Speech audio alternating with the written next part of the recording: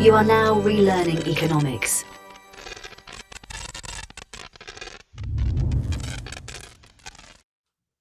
Welcome back to another live stream. We've got all the guys in the house today. We've got Professor Steve Keynes, Dr. Mike Radziki, the philosopher Daniel Sanderson, and our local audio video tech professional Dave Folks. I'm going to come up with a better title for him later. Anyways, how you guys doing? So I put a poll on my YouTube. Now I'm trying to grow my YouTube, and it was question, does commercial banks issuing credit drive the need for settlement balances, or you Americans like to call them reserves, or do reserves drive commercial bank lending? Now there's you can go do the poll. It's on my YouTube in the community tab. Most people have answered it correctly, but there was one person that's answered it correctly, but then followed up with a comment saying that when a commercial bank lends money, that somehow their account with the Federal Reserve or whatever country you're in, their central bank, will be negatively debited. I think he mentioned. So essentially, he's saying that their account with the central bank will go negative because of the act of creating commercial bank money. At the end of the show, I'm going to use some simple godly tables to demonstrate that that is not the case, and that if you go and look at the poll, I'm not going to give it away here, you'll see probably the right answer, and you'll probably answer it right yourself, why that kind of proves why, most people are answering it right. But I think it's important that everybody kind of sees the accounting of it just to understand the difference between the commercial banking system and the reserve system, or the settlement system of central banks. I think it's important to understand, without giving away, they're two separate systems, you could say. Anyways, I'm doing a live stream on Sunday. Okay, I'm going to start streaming on Sunday. This Sunday, I have a really cool game. It's an economic game. It's kind of dynamic. It's fun to play, and I'm going to review it. And I think a lot of it's an old Java game, so a lot of computers can't run Java, but it is web-based now too, so you can just go play it on a website. You don't have to worry about Java or anything like that. Tuesday, I'll be live streaming again. I'm going to do a reaction video to your pal, Ray Dalio. That's going to be a whole lot of fun. We all love Ray Dalio, don't we? Anyways, who should I bring on first? You know what? I've got one of the originals. I'm going to bring him on first. Mr. Sanderson, the philosopher. Daniel, how are you doing? Good, bud. Thank you for having me. Well, I thought about you. I thought about relaunching on my channel. And I know it's for anybody that wants a history lesson on this live stream. It all originally started 3.5 years ago, almost 4 years ago, with Daniel and Steve doing COVID and climate correlations. With post-Keynesian economist Professor Steve Keynes. And that's how it started. Yeah. And then the rest is history. You guys stumbled across me, biggest disaster in your life, meeting me, obviously. And then we just kind of kept growing this thing. And, the rest of the guys showed up. Mike showed up. We had him as a guest. Remember, we had him as a guest the first time. And then kept him around. Well, he wouldn't go away. Or he didn't go away. It's kind of it's a stray dog that comes to your door. You look in his eyes and you're like, damn it, I can't tell him to go. Yeah. Sorry, Mike. And who else? Let's bring on the last edition. Let's bring him now. I'm going kind of from like oldest to newest. Newest would be Dave.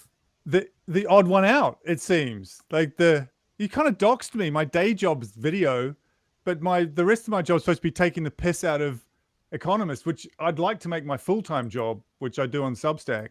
But thanks. That's I'll take the video if I have to, but we do need to come up with another title. Otherwise I'll get seen as the guy who does all the everyone's video stuff on here, which I don't. Well, you can just come on all my live streams if you want, and we can name one of them, Dave, the audio tech guy. Well, okay. If that's the only way you see me, then that's fine. I can be that too. I have multiple hats. I have multiple hats, basically. I had a guy in a famous movie director, the guy that did Star Wars. What's his name? George Lucas. George Lucas. You had George Lucas on. Yeah. I was gonna say his name slipped my mind, but I was gonna say he's like the George Lucas of corporate advertising techniques using audio and video to the best possibility you can. That is definitely talking me up too much, but I'm taking it. I think if you're for non-actors and non-professionals and you're wanting to just do the basics really well, then yes, I definitely help with that. But yeah, I'm not honestly expecting anybody that's potentially in my market set is on the live stream, but I appreciate it. I'm having way more fun over on Substack, just talking about a lot of these concepts in terms that I understand them, and a lot of people are coming in at that level and trying to get interested in it, and trying to unpack it, and so I'm learning to understand it at the same pace as them. So that's been quite good. So that's the sort of writing I do on Substack. What's your Substack again? Beyond Survival. Beyond Survival. And Beyond you can Survival. I don't use Substack much. I imagine you can go on Substack and use the search bar and just type that in. Yeah. Okay, Yeah. beautiful. You could probably put Dave plus Beyond Survival into Google, and you'll probably find me too. So, but yeah, definitely. Okay. So who should we bring on next? You know what I'm gonna do? Let's do Mike. Mike, I'm gonna bring on Mike. Mike. I was kidding about the puppy dog and the stray dog stuff. I was joking. I'm like a yeast infection. I'd show up again and again. Yeast infection. I want to stay with the puppy dog, please. Yeah. He's adorable. Mike, you know how I clip things like this, and I'll replay them in every show after Over this. and over and over again. Mike, how you doing? I'm doing okay. I'm busy in the wood shop making corner desks and for grandkids and neighbors, and we're getting ready for the start of the school year. And we're working on some grant money for some projects in our complex systems lab. So just the same old stuff, but all good, Remind the audience, what do you specifically teach at WPI? Like what's your focus there? Right. So I am by training a macro money economist. So I do a lot of macroeconomic modeling and teaching. And I also teach and direct our system dynamics program, which I started 35 years ago. And so it's either pure system dynamics, just nuts and bolts, how do you do it? Or combining when it makes sense, system dynamics with the macro money stuff. Okay. And we have doctoral students, undergrads, master's students, the whole shoot match. Now, can a person go to WPI and go do his master's in system dynamics or his PhD? Is that possible at WPI? Yeah. The short answer is yes. Your master's degree would be labeled system dynamics and innovation management. So it's a longer title. And yes, you could do a PhD as well. And you could pick the topic to which you want to apply system dynamics. It doesn't have to be straight econ. It could be something else if you want. Oh, interesting. But there is the goal for everybody watching. If you want to go spend a bunch of money on an education, which is debatable, if you should do that in this day and age, there's probably, if I was going to do it, that's probably where I'd travel and do it. Because I think you can apply system dynamics, like Mike's saying, to really a bunch of different fields, right? Whether it's economics, some sort of social behavior, pandemics, etc., etc. So maybe anybody out there thinking about it, go to WPI. Meet Mike Radziki. Let's bring on Steve Keynes. Hi there. Steve. Steve. I'm getting bottom right-hand corner. There you are. There you go. I think I'm There you go. apple cracking in, whatever it might be. Yeah, yeah. No, this is nice to get the old critic. That's a pleasant thought, because I think it was so funny the way that you turned up in the whole show, Ty. It's that little. I still remember the little comment. I've done a model of the pandemic in Minsky, which was what Ravel was then called. Would you like to see it? I said, yeah, sure. Send me. I don't know how I gave. What did I give you as my link? Through the email, I imagine, or you. So no, you gave out your. So yeah, Daniel asked if I could have your email address. Yep. And you were like, sure, okay. And I think you guys put it out there live, which it's your kind of known address anyways. I think we even put it out on this show. I opened the model up, and my instant reaction is "fuck a duck." Yeah, that's right. Yeah, I was absolutely stunned by the complexity and beauty of your model and the ridiculously good tricks you'd done to make it into something stochastic when there is no stochastic capability in Minsky stroke Ravel. So it was remarkable. So yeah, it's been a talk about what's the I think it's actually like the end of Casablanca. This is the beginning of a beautiful friendship. Yes, it is. And actually, it's an example. Mike, back me up here if you can, or don't back me up. But so I wasn't formally trained to use system dynamics, and so there's a lot of structures. If you go look at, I forget his name. Who was it? At the molecules, Mike. Who wrote the molecules thing for Vincent? Jim Hines. Okay, so there's a ton of structure. I always look at that, and I've referred it to a bunch of people. I'm like, you want the general theory of system dynamics, take a look at this document, because it's the general structures, all the structures that I can think of in system dynamics. And one of the ones that I think is the easiest, if you move from the basic stock flow, some sort of function to control the flow into the stock. Once you move beyond that and you've got multiple stocks, I think the easiest one you can really tackle for your first model is an aging chain. And that's essentially what an SIR model is. It's just an aging chain where people go between the stocks. So you got 3 stocks and you go through it. You can use it for population dynamics, right?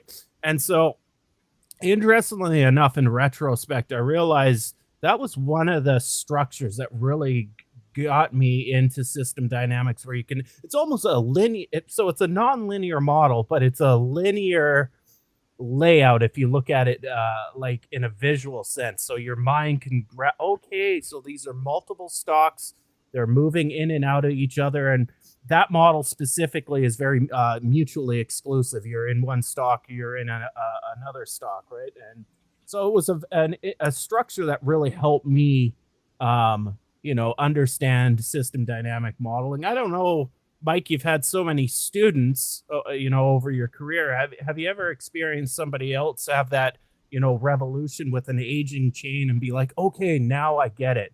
And I guess the SIR model is a classic example of that. What do you think, Mike? Is there a certain structure out there in system dynamics that's like a holy grail for students to learn first and kind of grasp it, and then, of course, explode in other directions? Yeah, so that would be a higher order system, more than one stock. So we would start simpler, and usually you start with population. So it's a little bit the same idea. And you have births and deaths, in migration and out migration. And you say, if more people are being born and coming in than are dying and moving out, the bathtub is going to fill up, and so forth. But an aging chain, or the SIR model, is a little bit trickier, right? Because it's nonlinear. So you've got to have the sick people interact with the susceptible people in order to pass the disease. And as soon as you're multiplying 2 stocks together, it's nonlinear, and that's a little trickier. But yeah, people get it somewhere along the line. They get it. What's interesting is one time I got a set of questions from a prominent economist who said, I read your paper, looks interesting, and I have questions. And I'm reading the questions and answering them, and it's dawning on me that the person doesn't really understand the model. They sort of do, but so I said at the bottom, I said, I've rewritten the stock flow feedback loop presentation of the model in traditional ordinary differential equation format, which you might find more helpful. I swear, 2 minutes after I sent it, I get a response. Oh my God, I didn't realize that this is what you were doing. This is great. Blah, blah, blah, blah, blah. So again, like, how hard is it? Bathtub, they're moving. And some people, if they just don't, they're used to traditional math, Greek letters, integral signs, or whatever. So some of that baffles me. I don't know, like, what's the barrier, but yeah, an aging chain is a good way to get going. Yeah, you know what? It's interesting you mentioned that. And so I've never, I guess I've always kind of been a bit mathy, automatic. Let's see if I can move myself out of this little square. I can't move myself. Drag, move. Steve, how often has someone like Ty turned up and surprised you with what they know? Is that happen a lot? Or is that properly one out of the blue? One out of the blue, but like there's been a couple others. So, for example, I had I'm suffering a name freeze right now, but a PhD student out of the blue, and wouldn't you know, he's another effing Canadian, turned up on my doorstep as somebody who's not a regular Canadian. Oh, there is no such thing as a regular. They're all effing, as far as you ask me. But yeah, he just turned up one day in my program. I'm feeling terribly embarrassed. I can't think of his name straight away because, God, we even played tennis together. Great mate. He's currently living in Taiwan with a PhD graduate from Kingston University. He's watching this now. I named my kid Steve because of you. I'm embarrassed here. Unbelievable. I'm tired. I was actually saw me. I was yawning before, and I think I got to go some toothpicks to keep my eyes open. I just had a lousy night's sleep last night, and I'm Tim Gooding. Thank you. My brain cells finally clicked in. So Tim Gooding just turned up one day at Kingston University. He'd found my stuff through some stuff on the web, I think, and he was actually working as a project officer in a remote Inuit community up in the north of Alaska or Canada, the Canadian provinces, and they were supposed to improve the community by bringing in commercial ventures. And he saw those commercial ventures actually pretty much destroy the social structure of the community. So he was both fascinated and horrified what actually was the process there. And he, just a bit like you, became an addict of system dynamics, Ty. Tim became an addict of multi-agent modeling. He discovered NetLogo, and then he built a set of NetLogo models to show what happens when you have a social factor intruding into another social system. And he finally put together an absolutely brilliant PhD using multi-agent models to talk about the evolution of trade out of a primitive community. Beautiful work. So he was just out of the blue. But the thing that's different with you is all these people had done like an undergraduate degree. And they could therefore, apply to do a master's. So it's come that way. You were just out of the blue. You hopped out of a bloody truck. You fell off the back of a truck into my research circle. So that's nobody will take that away from you. Yeah. No, and I've always been actually grateful, Steve, as if you go back over the last 4 years to the successes I'm having now, I have to attribute it originally to Steve. He kind of kicked the door open a little bit for me and just left his toe in there. And then I came through and, viciously kicked the door down, at least for the things that I want to achieve in my life. And what Mike was saying is actually interesting. One of the great things about Minsky is you're defining that you can use your little Greek letters, Mike, in Minsky. And so you can see the equations, and it's kind of like a hybrid between a flow chart and a set of equations. Now, a pure system dynamicist that was probably trained with VinSim or Stella would be like, "Ooh, this is a lot for me." But maybe an engineer that uses Simulink would be like, "Okay, this is intuitive for me." So it's a bit of a hybrid. And I've always known math, but I never was like super mathy per se. It's intuitive to me automatically. But being able to combine like a visual structure of a system and then see the equations at the same time that was kind of revolutionary for me too. So I can read a set of equations and I can visually see those equations within limits. So you give me 300 equations, I'm not going to visually see anything. But if you give me like three sets of ODEs, I can see that just looking at the equations. I can see the feedback loops. So that's one of the advantages of Minsky Ravel. That is pretty important. Dan, I really want to put this on you. I want to embarrass you right now. Do you know what the hell we're talking about? Aging chains and whatnot? Did you Well, I go was on just- with it? No, I mean, I was just wondering, one question that I had for Mike is the name of the masters, which kind of sent a little bit of alarm bell into my, it gave me a little bit of alarm bell. Like, how do you manage innovation? I mean, that kind of seems a little bit reaching. I mean, it'd be great to, have a master's degree and learn about system dynamics, but to manage innovation, I mean, that is an interesting concept. That raised an eyebrow. Well, I didn't create the program or name it. It's a joint program with our business school, and their niche is kind of entrepreneurship and innovation and all that. And I think it's probably from half a step or 2 steps away from the program, that they're interested in the innovation process, the diffusion of innovations, adoption and diffusion of innovations into the marketplace, challenges associated with that.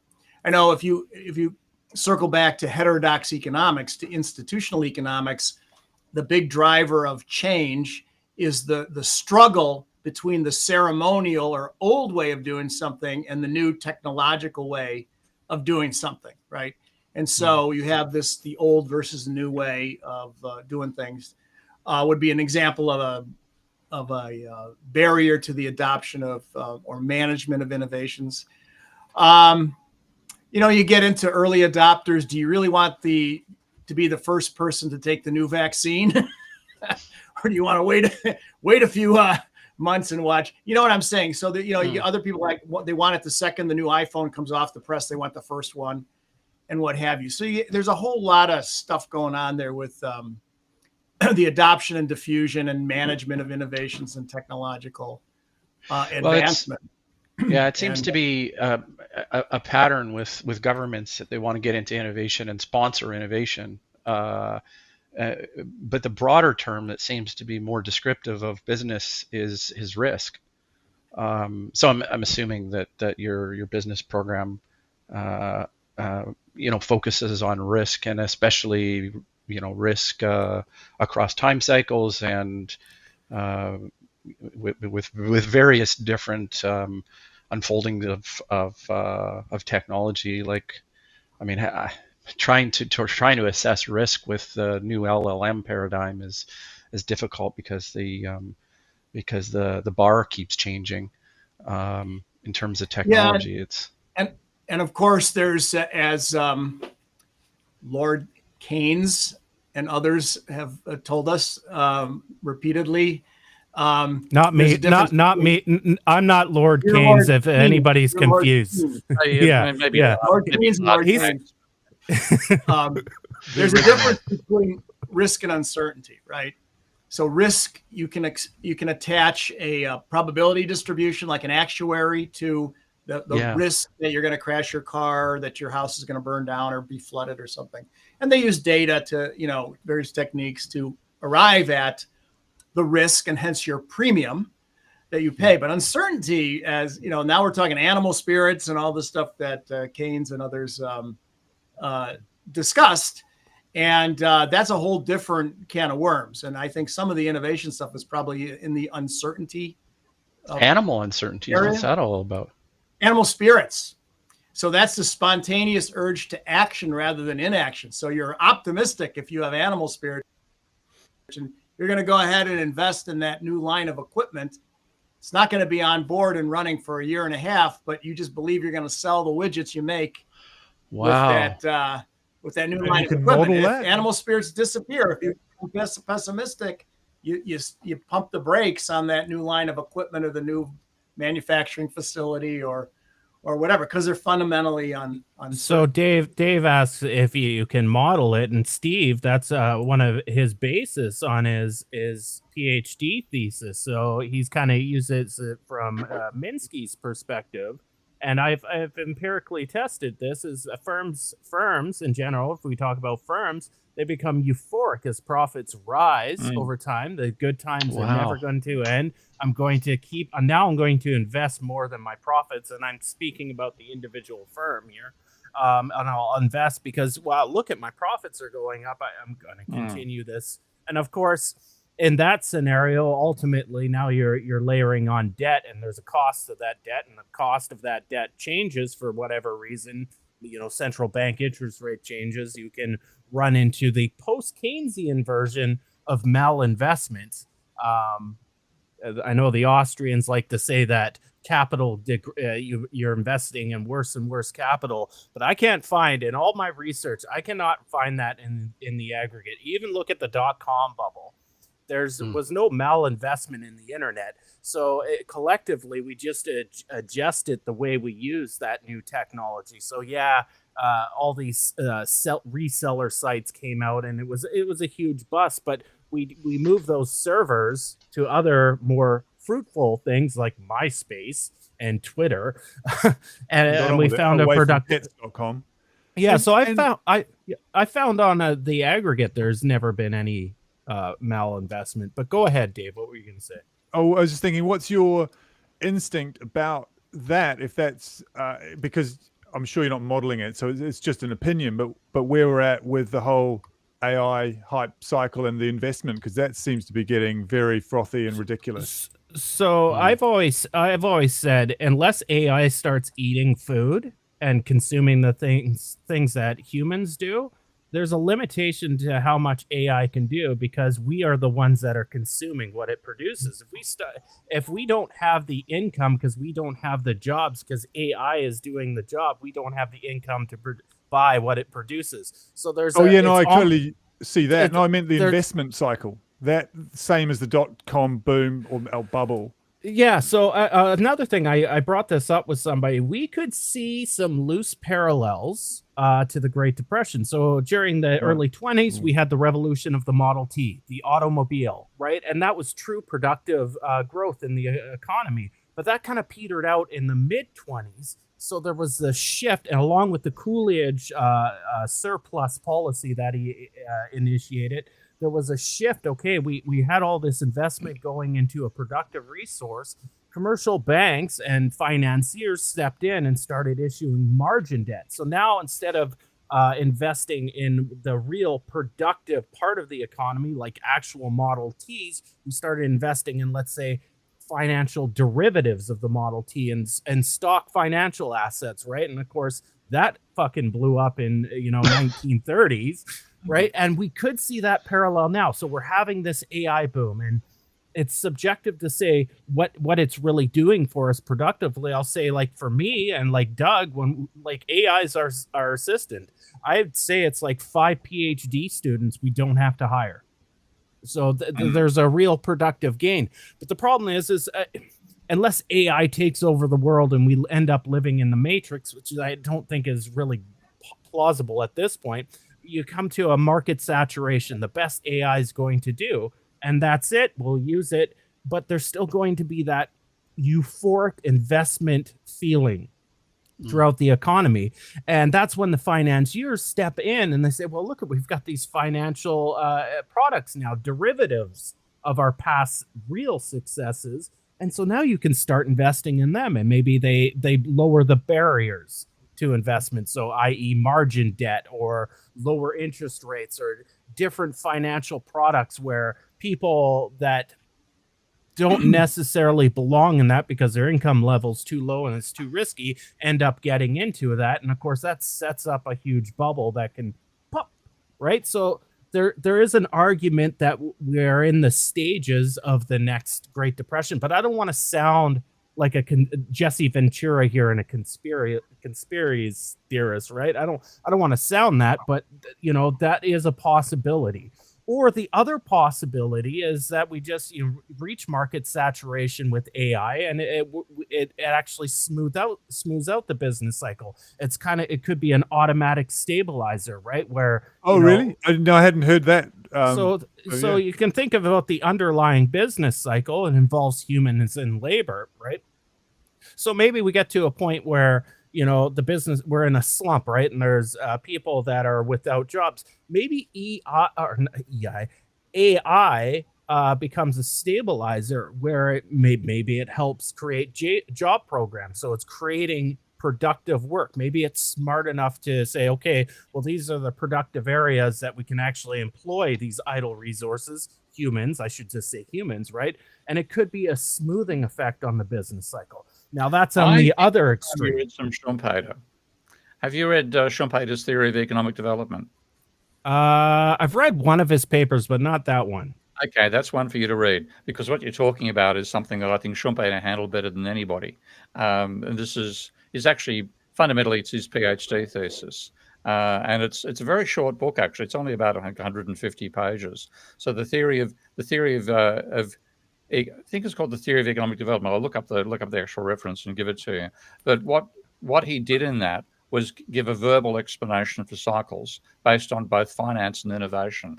And I actually, the first time I read Schumpeter, I had set as a potential essay to do for a undergraduate course I was doing, his Capitalism, Socialism, Democracy. And I'm 20 at the time I'm reading the damn thing, and I basically concluded this was his pension. He wrote this thing to get a lot of popular sales to give himself a nice, comfortable pension. Waste of bloody time to read, in my opinion. So I was quite skeptical. I didn't have the usual attitude that a lot of people have about, you've got to read Schumpeter because I just didn't like that book at all. Then I got to teach a course in managerial economics. I was forced to take over because the person teaching it was so bad that the students were going to revolt. And so I was sort of shanghaied into teaching the course. I thought, well, I better read some Schumpeter then. And I got the hold of this one. And wow, because every other major text I've read, and I'm talking everywhere from Adam Smith to any of the neoclassicals, they'd go through a set of normally verbal logic and they'd make a logical mistake. You could see an error being made. So Marx got the labor theory of value wrong. I might even mention Warren Mosler today. There's always a point where the logic falls over and they contradict themselves, but they can't tell they've contradicted themselves because they're working in verbal terms. So I was just waiting for the point where Schumpeter would do that, and it didn't happen once in the entire book. It was a beautiful explanation for how cycles are generated by innovation, which is needed to give you an entrepreneurial profit, because he made the mistake of accepting Walras.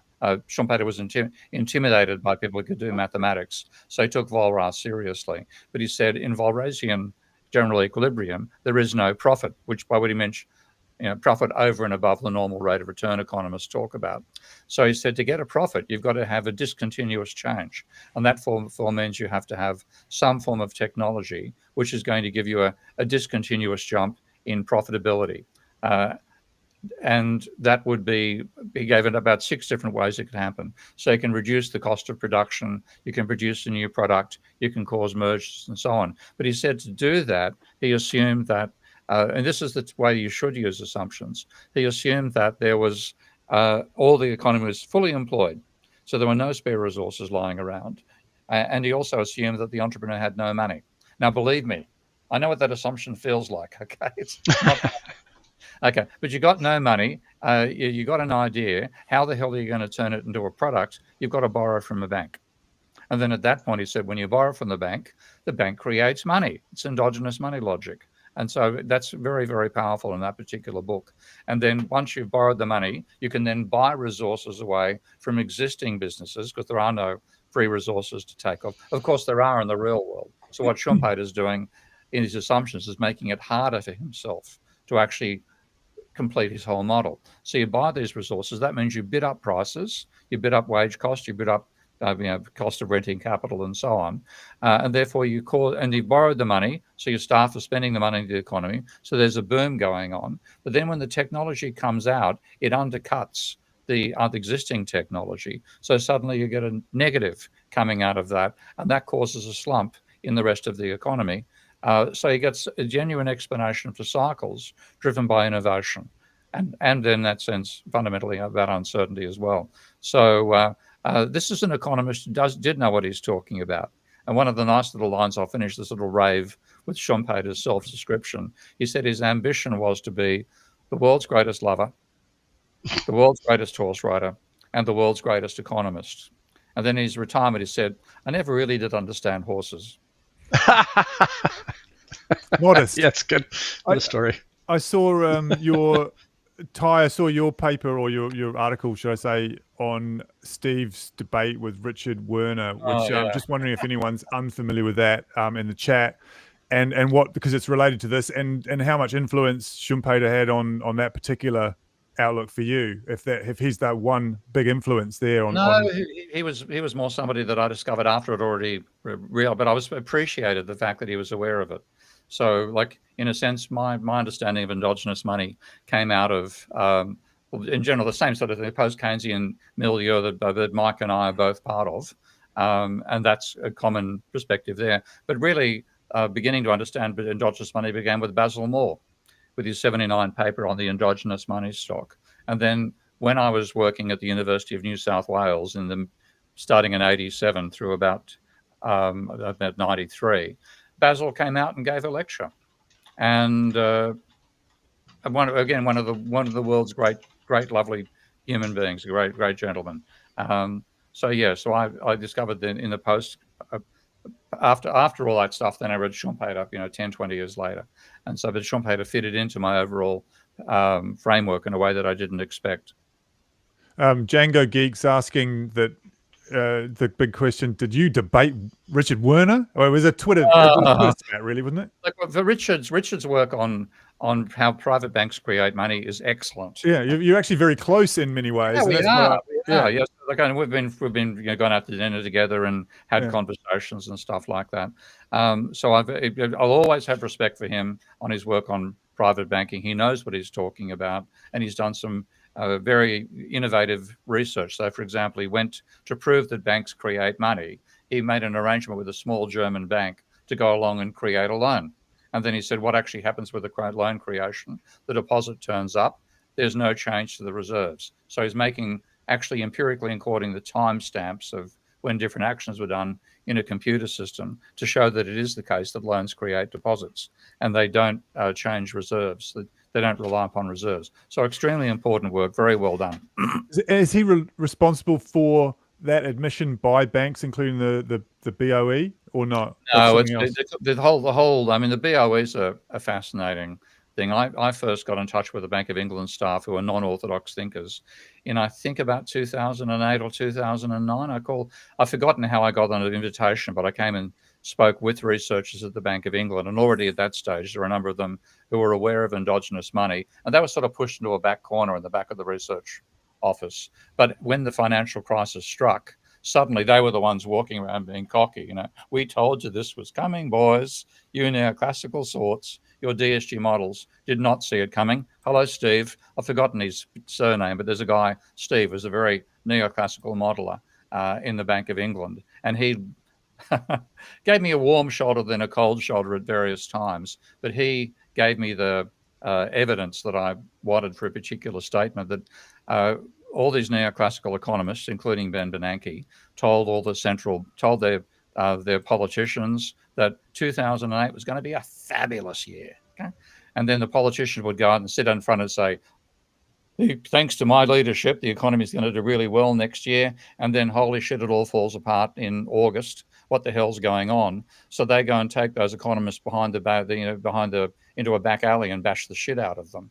And that's fundamentally what happened to the economists at the Bank of England, who were non-mainstream. So the guys who were who were mainstream. So the non-mainstream has suddenly got much more kudos within the bank, and they got the right to publish that paper in 2014.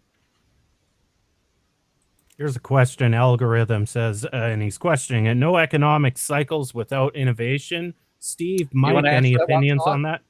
You want to go for that one first, Ty? Well, I'll go for it, and then maybe we'll get Mike in on it. So Richard Goodwin, and Steve, you know about this model. It's a little known book he Never put heard of out it about. before. Yeah, I can't remember, and I can't remember the title of the book, but he put out this model, and Steve did it about 2 years ago. Kind of replicated in Minsky, and so you'll know which one, Steve, I'm talking about, where there's a diffusion of productivity growth over time. Yep. And it did help economic growth, but it actually exhibited a chaotic behavior during that. And then once it got to the top of that growth cycle, then economic growth petered out after it. And I want you to talk about that when I give you your turn. I'm going to let Mike chime in. Mike, are there economic cycles without innovation? That's algorithm's question. What's your thoughts on that? Yeah, I saw the question. The answer is yes, you certainly can have them. So first of all, when you say economic cycles, what do you mean? There's the business cycle, and that's a short-term cycle, on average 4 years in duration, right? Then there's kitchen cycles and Kuznets cycles and Kondratiev cycles and what have you. There's different time constants associated with them and different dynamics. So a basic stock management problem would be a stock of inventory that you're trying to manage. You have a desired stock and an actual stock, and that if that gets out of whack, that can cause shorter term oscillations. Plant and equipment, capital stock. Again, you have, here's what I want, here's what I got. You don't even have to have technology or innovation in the model, and you can get stock adjustment dynamics, oscillations. What you're looking at generically is a higher order negative feedback process. So there's a gap between what you want and what you got.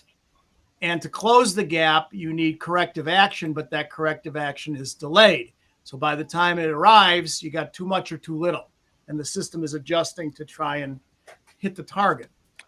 So you don't need innovation. That doesn't mean innovation isn't important to the story, but it's not mandatory for economic. So before one you've both left out is Goodwin's income distribution driven cycle, and that's like a fundamental cycle. You can get cycles in Goodwin's model with absolutely no innovation, absolutely no population growth. So you get a system where capitalists get more.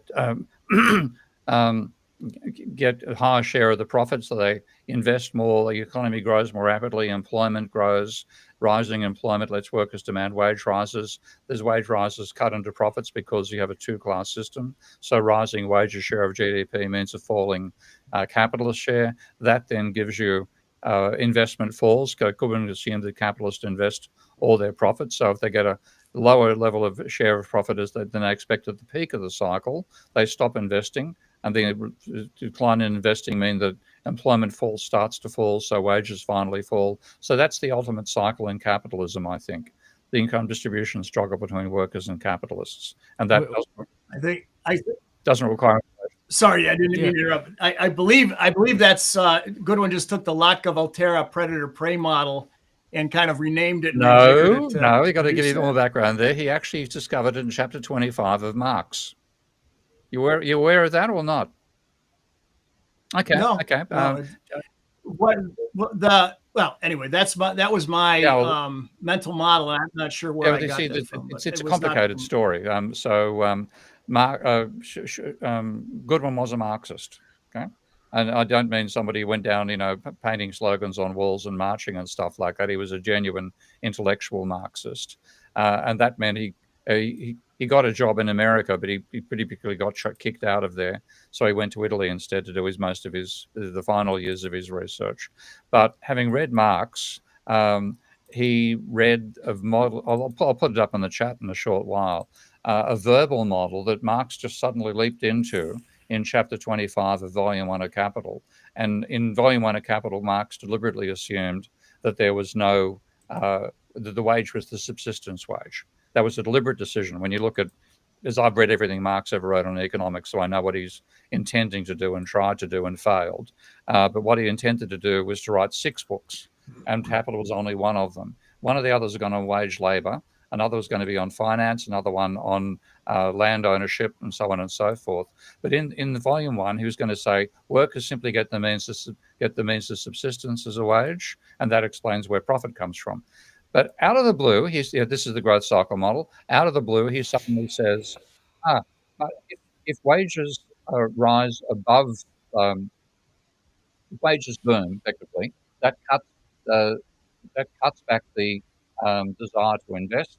The desire to invest will fall. That will then mean that ultimately wages fall back to the stage where it restores the possibility of investment. And he said whether the level of wages be above, below, or the same as the previous point in the cycle. So it was actually the very first, in effect, predator-prey model. It was verbally done by Marx in chapter 25 in volume 1 of Capital in 1867. But I'll leave a little punchline for you here. Who do you reckon the predators are in the model? Mike? Well, I would imagine it's the capitalists. I'm trying to pull up, see if I can find the origin. Yeah, when you look at the mathematics of it, the defining feature of the prey is the prey will grow on their own volition. They don't need to have a external source. And the capitalists grow on the external one. The wages, the ones with a negative, without the capitalists, they'll die in the model itself. So technically speaking, and Goodwin made this point himself when he first set out the paper, that in this model, Marx's model, it ends up that the capitalists are the prey and the workers are the predators. Wow, that's interesting.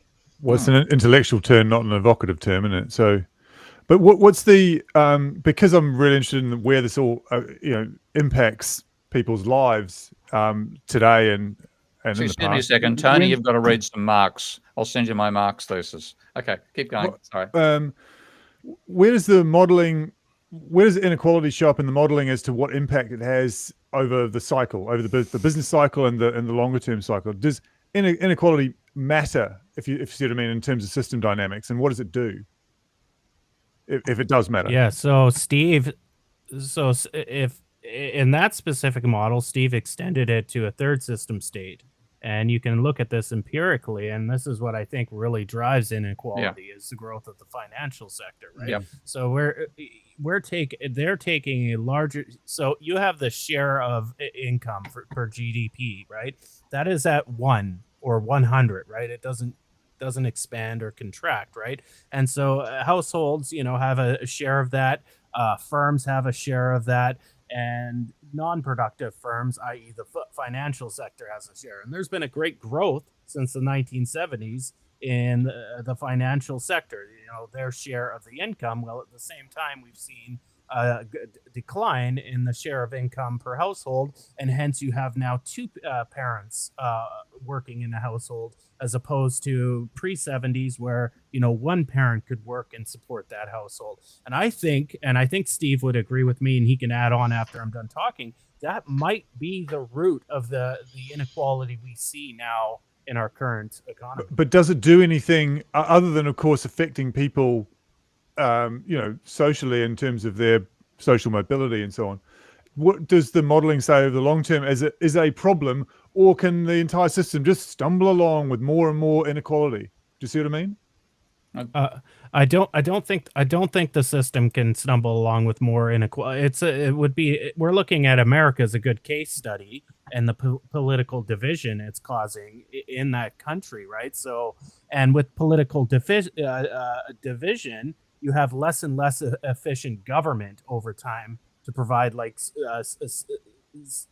social programs to provide some sort of stability, maybe to offset that inequality, right? So I don't think it can go on for longer and longer. The problem is as some people will disagree with me, but I would say we're kind of in the late stage capitalism with the US, where you're going to have less productive industry in the US, and you're going to have more services and financial sector services, right? And unless we kind of contain and regulate that, I think the problem continues with the households losing a greater and greater share of income over time. Steve? Yeah, sorry, I'm actually copying Marx into the discussion group here. So leave me around. I'll come back in a moment. Dan, you've been sitting idle for a while. What's your thoughts on the current topic? Oh man, there's a lot going on, right, Ty? I mean, you get into income inequality, and then you can the gap of the ultra rich versus I guess the general public, I guess, is one way to frame it. And then you bring up more social programs, and that's a very institutional response to that. I wonder if that, I mean, that's not the only answer, right? I mean, that's what popped into my head, right? No, I would suggest the main is go to the root of it. We need to really evaluate as a society, is the financial industry as important as we really think it is in our society? Right now in the US, you have finance bros. Everybody's got frickin' red eyes on their profiles on social media because we glorify that industry, right? America glorifies that economic might, which is not really productive might, but financial might, right? And so we have to decide as a society, is that really important, right? And that's the root cause, in my opinion, my humble opinion, of the inequality we're seeing in our Western societies. What I would put, and so, and more government programs, I wouldn't necessarily. That's a Band-Aid, right? So if you want to propose a job guarantee or a basic income, these are all Band-Aids to the problem. We have to go to the root, which would require not programs, but some strong regulation if we decide that as a society to constrain those sort of operations in the economic system. That's interesting. I'm just wondering if you think that the financial sector is and the financial services, the non-productive see, to me it has a little bit of an idealistic tinge to it that may be worth reconsidering. Way back, the origin story here of the show and my discussion with Steve is that, and my basis from a philosophical standpoint is we need a new paradigm from which to look at economics and not have it production centric. So, I mean, you're looking at this production centric model and saying that the financial sector doesn't add any productive value to it. And I'm thinking, well, wait a minute, that's kind of, let's just take what we're talking about, move it over and say, well, wait a minute, that's kind of a good thing. Like, can we define and grow our economic activity with less focus on production, right? And less. Okay, so I see your point, right? Overconsumption, right? And we can go into the limits of growth, and I'll wholeheartedly agree with you. So if that's the case, if you want to perpetuate the financial sector, then we need to develop ways that dividends are given to households off the profits of the financial sector, because ultimately nobody is going to want to worry about the planet if they can barely make ends meet. Right? So they are going to go to the cheapest ways to consume and survive, which are usually generally the worst polluting ways for the planet, right? So they are not going to be thinking about the long term. And I had this discussion with somebody a few weeks ago, right? The problem with like climate change and all that is everybody right now, like the average person, is just struggling paycheck to paycheck, right? There are some middle class people that have some savings and might put some more thought into it.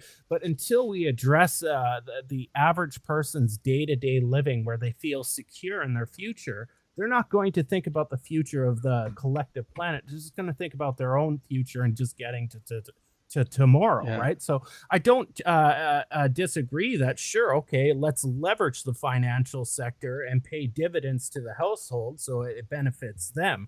We could go that route. But are you just devaluing the currency, right? I mean, and inflation goes, that's backwards. Is it? Okay. You have to think, though, like politically, what's feasible. This is why I don't go into the extremes of MMT or Austrian economics. They're on both sides, very progressive on one side, where the pie in the sky progressive ideas that politically half the country, we'll say the US, thinks is stupid. so they're never going to happen. Yeah. Just like Austrians, like anarchy, like half the countries, like we don't want an anarchist society, so that's not going to happen. So we have to find the political middle ground, and the middle ground is some sort of formed regulation via democracy. And so one of the aspects that is realistically possible is to constrain the financial sector. Is it perfect? No. Does it address overconsumption by everybody on the planet and global warming? No, but it is a step into giving the households, the average person, an equal standings in society, so they can then start thinking about the big issues like climate change, pollution, etc. Or stimulate the animal animus that we talked about at the beginning of the show, right? That's the thing. The mental framing towards handout and government stimulus at a public level is a big ideological sticking point, right? Yeah, it's called, it is still called handouts. What about, I've heard it called pre-distribution as a much better term for getting people's head around what it's actually meant to do. It's not there to it's there to solve a problem before there is one.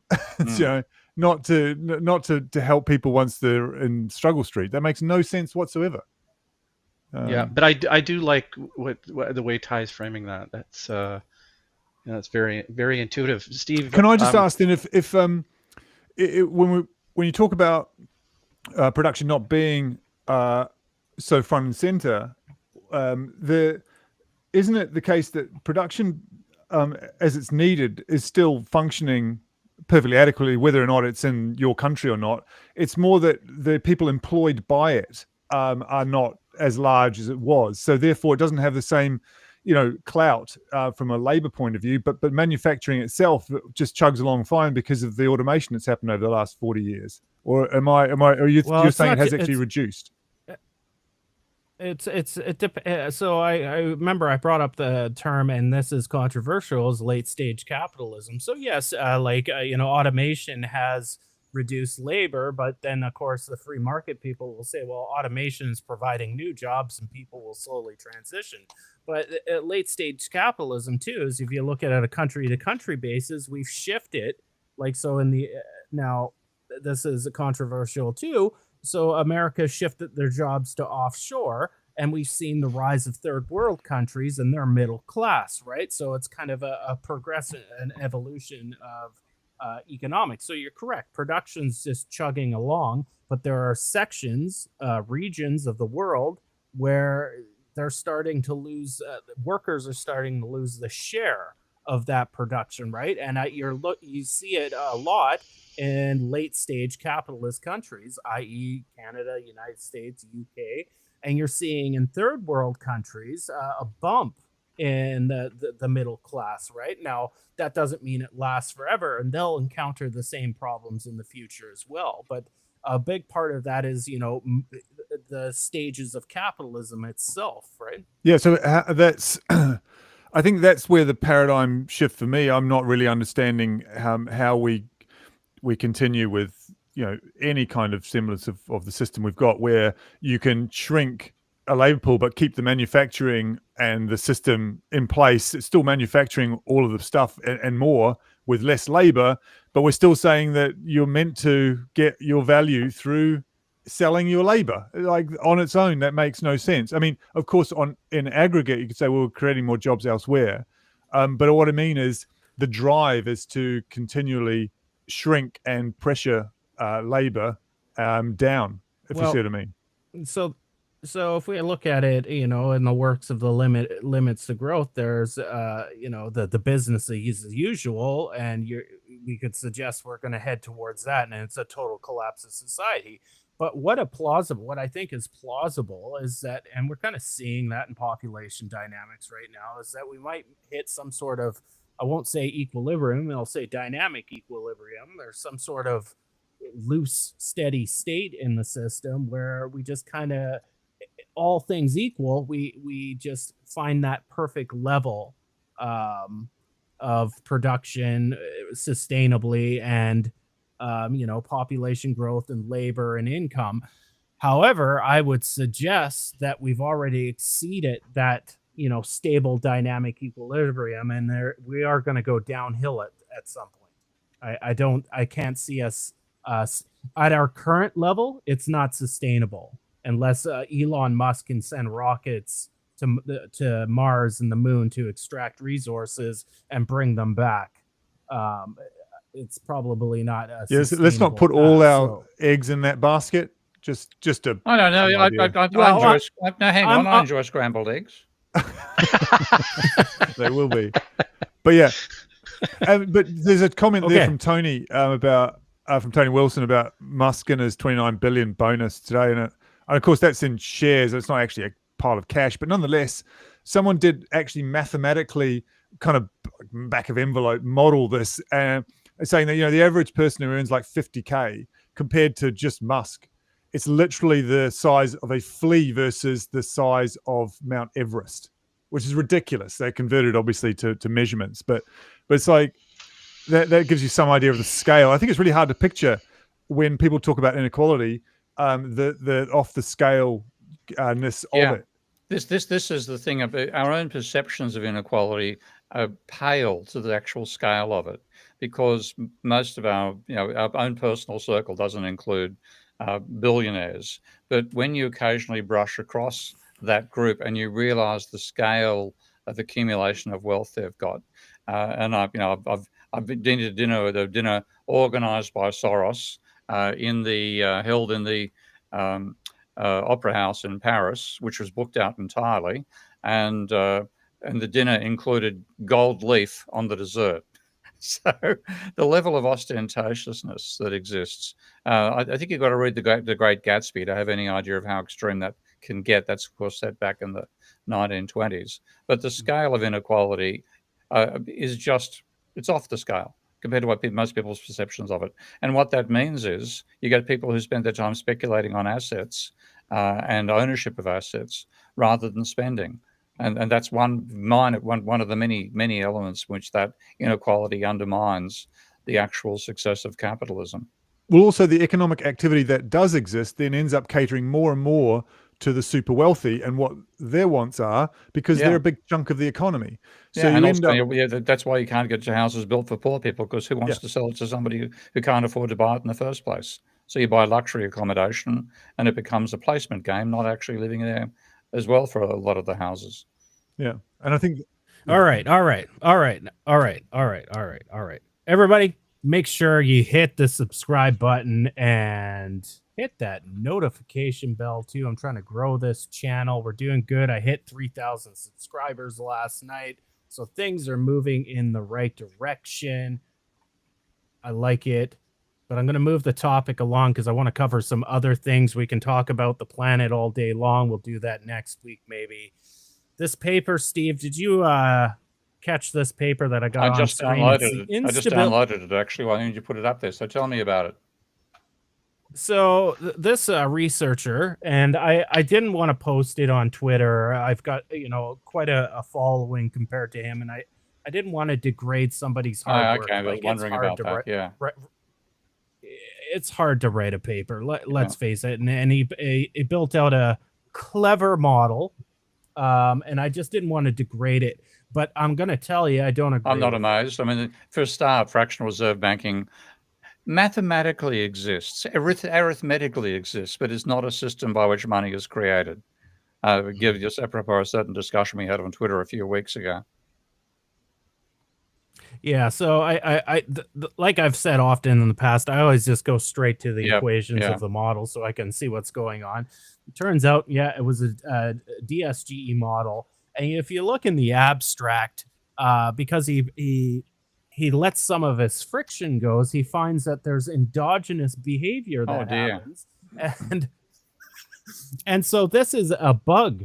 So this is the mainstream considers endogenous behaviors in a model a bug that needs to be optimized away so the model can find equilibrium. And I was just wondering if you can. So if you haven't read it yet, we don't have much of a discussion. I don't think Mike has seen this paper either, so we probably don't have a lot of discussion around it. But essentially, a few of my followers commented on it and tagged me in it, and I just didn't reply because I'm like, I got enough pots on the stove. I'm fighting everybody in economics. I can't handle anymore.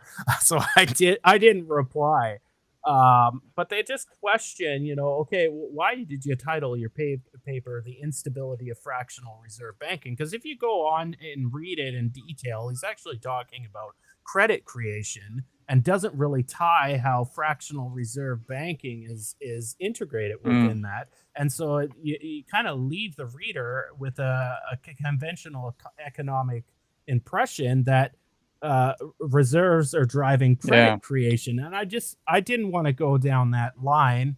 And Bob Murphy had posted this paper saying, see? And so I replied to Bob Murphy. I'm like, I figured you'd be the last person to agree with the DSGE model, because he didn't read the paper. He looked at the title. Read the abstract. Yeah. Right. So anyways, if nobody's read this paper, it's not going to be a whole. The Django Geek, are you on Twitter? Have you seen this paper? Let me know in the chat.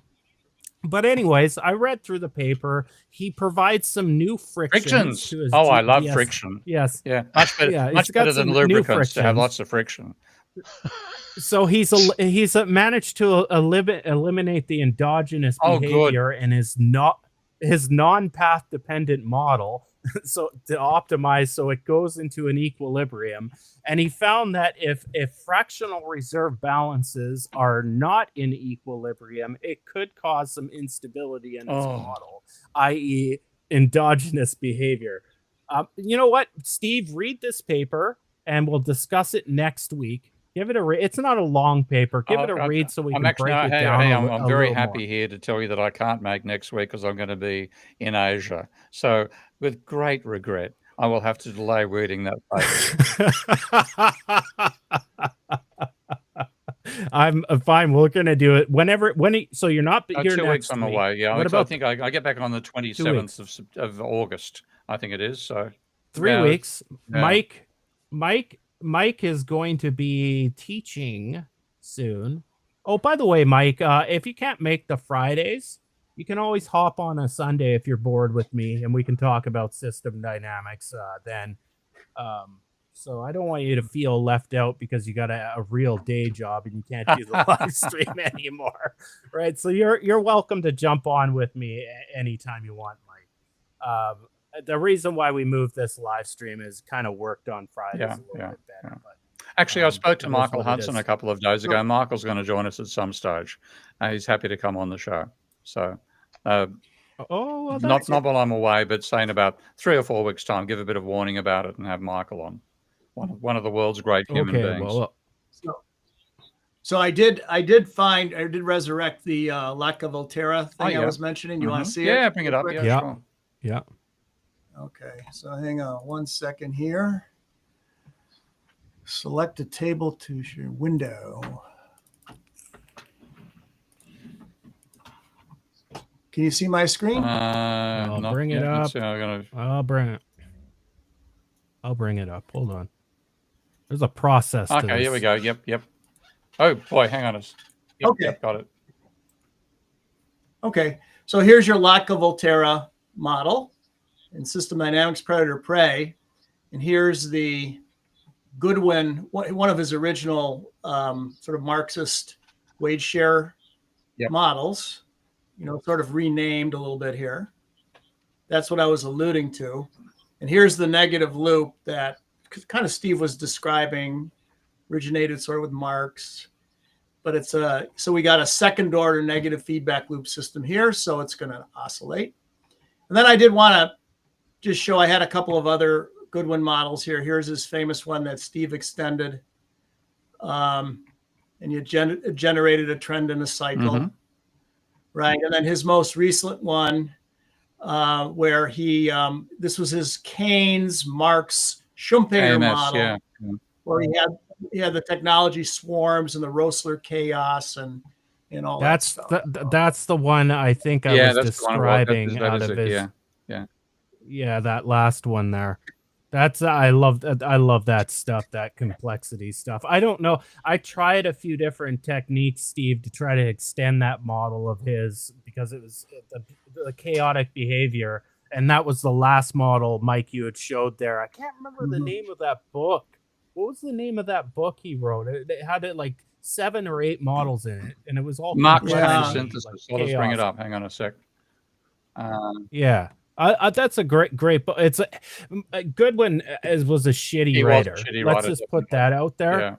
And so if you're not like really into math, it's a hard read. But if you can kind of get past that, it's an interesting little book. Yeah. Something Or about the big book. autostrata. I've got. I'm looking at my page of Goodwin. There's about 100 that I've got by articles by Goodwin. Here we go. I think. Oh, that's Swinging Along the Turnpike with von Neumann and Schaffer. That's one of his journal papers. I'm trying to find the book though. The Dynamics of a Capitalist Economy, a multi-sectoral approach, but that was mainly difference equations, I think. Can't remember. Yeah. And here's his autobiography, or one of them, My Life and Times in the Shadow of Keynes. Mm-hmm. So some interesting. So when Dick Goodwin presented that Roessler Chaos paper, I don't know if it was the very first time, but it was one of the first times. It wasn't published yet. He did it at a conference at the University of Texas on chaos that I attended, and I had the opportunity to eat dinner with him. Lucky man. I really envy you there. Yeah. And he was telling stories, and he said that that he's the only person, as far as he knows, that was both Joseph Schumpeter's student and teacher. That's right. Yeah. And the reason was Goodwin was very good at math. In fact, he was so good at math when he was a PhD student in the economics department at Harvard during World War II. He went over to the physics department and taught math to the physicists. Yeah. Because he was just really genuinely gifted. Really, yeah. So Schumpeter said to him, I'll teach you economics if you teach me mathematics. So Goodwin said he was both Schumpeter's teacher and teacher. What was he like as a person face to face? What was he like as a person? Well, when I met him, I was very young and he was quite elderly. Yeah. And so he was kind of like grandpa economist talking to grandpa economist. But he was very cordial, very nice, soft-spoken. Yeah. But just super, he was very approachable. Yeah. He was just, let's have dinner. I mean, it was one of these things where you just sat at a big table. When was that, by the way, mate? When was that? What year, roughly? 89, 88, something Keep like the story. that. I'm sorry to interrupt you. Keep the story rolling. Sorry. Yeah. No, and just, you go into a big banquet, like a big room, and there's tables, and you just kind of naturally select your people. And I just was standing by him, and he said, why don't we sit down? And, I'm like, okay. And so he dominated the table, just telling stories from the day. I just was, like enthralled, keeping my mouth shut. He's an enthralling personality. And like he wrote to me out of the blue. I wrote a paper pulling apart the Higgs-Hansen-Samuelson second order difference equation model of the trade cycle that Minsky himself used as the basis for his, that paper, Mike, because in fact, the Sturman, as you told me, got in the way of it being published. But anyway, I tried like hell to get him to change his mind. Greatly appreciate that. But anyway, he finally got it published about 25 years later. But anyway, out of the blue, he was one of the referees for my paper when I sent it to the Economic Journal. Wow! And so I had no idea, and suddenly I got a rejection from the EJ, followed by a laudatory letter from Richard Goodwin as one of the 2 referees. And the other referee didn't like my paper because guess what? I hadn't read his book. So I got his book out and I read it and I thought, shit, you're lucky I didn't read your book. I would have crashed this in the paper. Yeah. But so Goodwin, just out of the blue, lovely note to me. I then sent him my paper on Minsky and he wrote back a beautiful note again about that. So he sounds like the sort of warm elder statesman that you really want people to be and have in economics rather than an old cranky asshole, which there's quite a few of those in economics too. Yeah. Yeah, I had a similar experience when I was a young pup. We sent the paper to Econometrica, and it was back then I was doing with my dissertation director theoretical econometrics. Yeah. But at any rate, the referees rejected the paper, but the referee was horrible. in fact, one referee said like one sentence, "I don't think Econometrica should publish a simulation paper." That was it. And it's like, it wasn't the simulation paper. It was a theoretical. We were using the calculus of matrices. Yeah. So matrix Yeah, algebra, simulation. But the editor in charge, a very famous Nobel Prize winning University of Chicago economist, felt so bad for the terrible refereeing that he invited us to present the paper at his seminar at the University of Chicago, Wow. which we did. But he didn't feel he could override his referees, because as soon as you start doing that, the referees say, "Why do I'm not going to referee for you? You override." So they can't. Bad refereeing is regrettable, but the editors tend not to override the referees, even if they disagree. That's a lovely story. What was he like? Sounds like with you. Obviously a decent human being. The editor or associate, Lars Peter Hansen. Oh, okay. All right. Okay. Yeah. Sounds like a big convoluted circle jerk, these academic papers. Good summary, Ty. Yeah. Yeah, But that's what it sounds like. So it's the whole thing. Let's sum up academic papers. Nobody reads them except for their own echo chambers. They referee themselves, and this goes for all of them, even physics and engineering. They referee themselves, right? Nobody reads them. I covered that one. And if you got the formatting wrong, you've got to spend more time formatting a paper than actually doing the research on it. You might as well just go start a Patreon, put your ideas out there, and get consensus that way. That's what I do. I think refereeing is an error. Yeah. Is it? Okay, tell me more. Well, refereeing, I mean, I've got some good feedback from referees, and Mike's point about bad refereeing from top journals is the standard. So I found I get terrible referee reports from places like the Economic Journal and the American Economic Review in particular. But I got very good refereeing from things like the Review of Political Economy, which is a post-Keynesian journal, and the Journal of the History of Economic Thought and History of Political Economy. Both gave me extremely good referee feedback. So that side of the refereeing, mentoring an author in that sense, that's a positive of it. But the main thing the refereeing does is make sure you don't step outside the paradigm. Hey, Steve, I'm curious. Have you thought about submitting to a mathematics journal or an engineering journal? Because I mean, Minsky definitely has. I mean, that's one of the markets that you're hoping to get into, is to have engineers spend, more time with your economic theory and with Minsky. Have you thought about submitting to? I haven't actually, mate, but that's not a bad idea. But the trouble is, I'm too old and too cranky to put up with the refereeing process these days.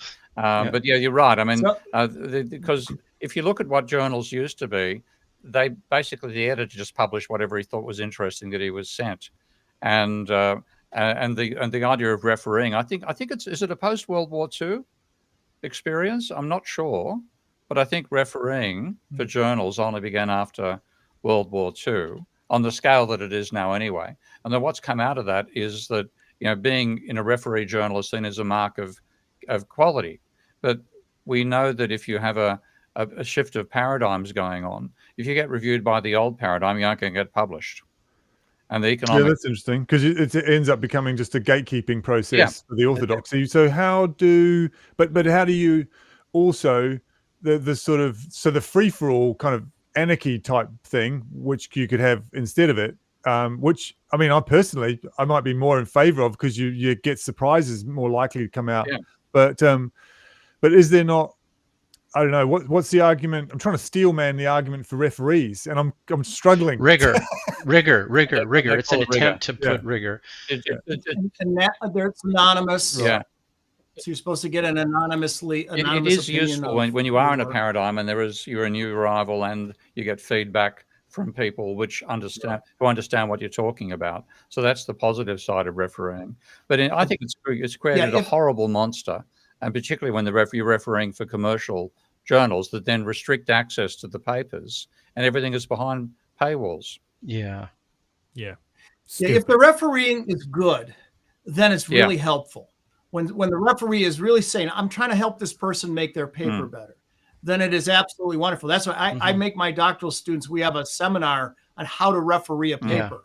And then I make them referee a paper and how to do it properly. So, but that takes time. The referee has to care. The referee has to try and say, look, I'm really trying to help this, unless it's just a very shoddy errors and whatever. And then you say, well, but if there's something there, you say, let me try and help you, anonymous person, make this better. And that, if it's done right, it can be very, very helpful. By the way, there's a delightful paper that appeared some years ago, I think in the Journal of Economic Perspectives, called something like how the Mighty Are Fallen. And it's all the famous papers in economics that were originally rejected by the referees and the stories behind it. It's really quite delightful, which I give for the first time. One of my doctoral students has a paper rejected, usually from a dissertation. I send it to him and say, there are Nobel Prize winners who've had their papers rejected. So it's not that uncommon. I mean, we can do an electronic system these days. One of my good mates, Trond Andresen, who's a systems engineer in, you know Trond, don't you, Mike? Trond Andresen? Yeah. So Trond, because you and I were bloody examiners for his PhD, no less, of course. Okay. Yeah, that's right. Yeah. So Trond developed a system which never got implemented, but the idea was a peer refereeing system. You basically put articles on a server, everything gets published, and then it's the level of reading and like and dislike that actually generates whether something gets a profile and gets pushed up the stack to some extent. So something like that would be much better than what we've got right now. And the trouble is, of course, the main hassle with refereeing is the fact you lock inside a particular paradigm. So you and I never get published in the American Economic Review, for example. But the other side is referees aren't paid. And back when academics had spare time, fine, not a problem. These days, screw you. I'm not going to do it. I don't have time. And it's falling over for the same reason so many other things are. There are too many people, and there's too much money being made by people who don't feed it back into the system, which is the all the journal owners. So Steve and Mike, this will be a question directed for you, and it's going to be a blunt question. Are academic papers out of the economic community fruitful for society as a whole at this point? Have you seen a single academic paper in the last 10 years, that's a big enough time span, that you can definitively say it has changed our society for the better? It's sort of caught out of the blue on a question there, but few and far between. Most of them are useless. Yeah. I mean, I might actually cheat a bit. So that's problematic. Yeah. So that's a little bit problematic in my eyes. Is it not problematic? We have this huge infrastructure and university. Most economists don't care about the economy. Yeah, that's true. They care about publishing papers for other economists. That's huge. And that's not necessarily how they started in the profession. Dave Colander's famous survey, where he asked doctoral students coming into the top 10 programs, why are you doing a doctorate in economics? I'm concerned about poverty, whatever. And on the way out the door, they were socialized, and they were like, all I care about is I only had one course in topology. How am I going to survive in the profession? Is the economy important? No, a second course in topology is important. So you get socialized, you got taught, here's how you advance in the field. And it's not about making the economy better. Yeah. I mean, there's tons of good. So that leads. Yep. Sorry. Good. Oh wait, Steve, you said there's tons of good economic papers. No, I did not. I was saying tons of good climate change papers. In fact, the exact opposite exists in economics papers. No. Oh, okay. Well, we got the definitive. I can mention one good paper in economics in the last 10 years. That's the role of energy in production. I think I wrote it. So, fair. It's not like there's zero. And sometimes it takes a while. Hold on. I said papers that have changed. That's society. The problem. Yeah. So that's where my second exactly. So it's very troubling to me as an outsider to look at economics. But wait, Ty. All these papers.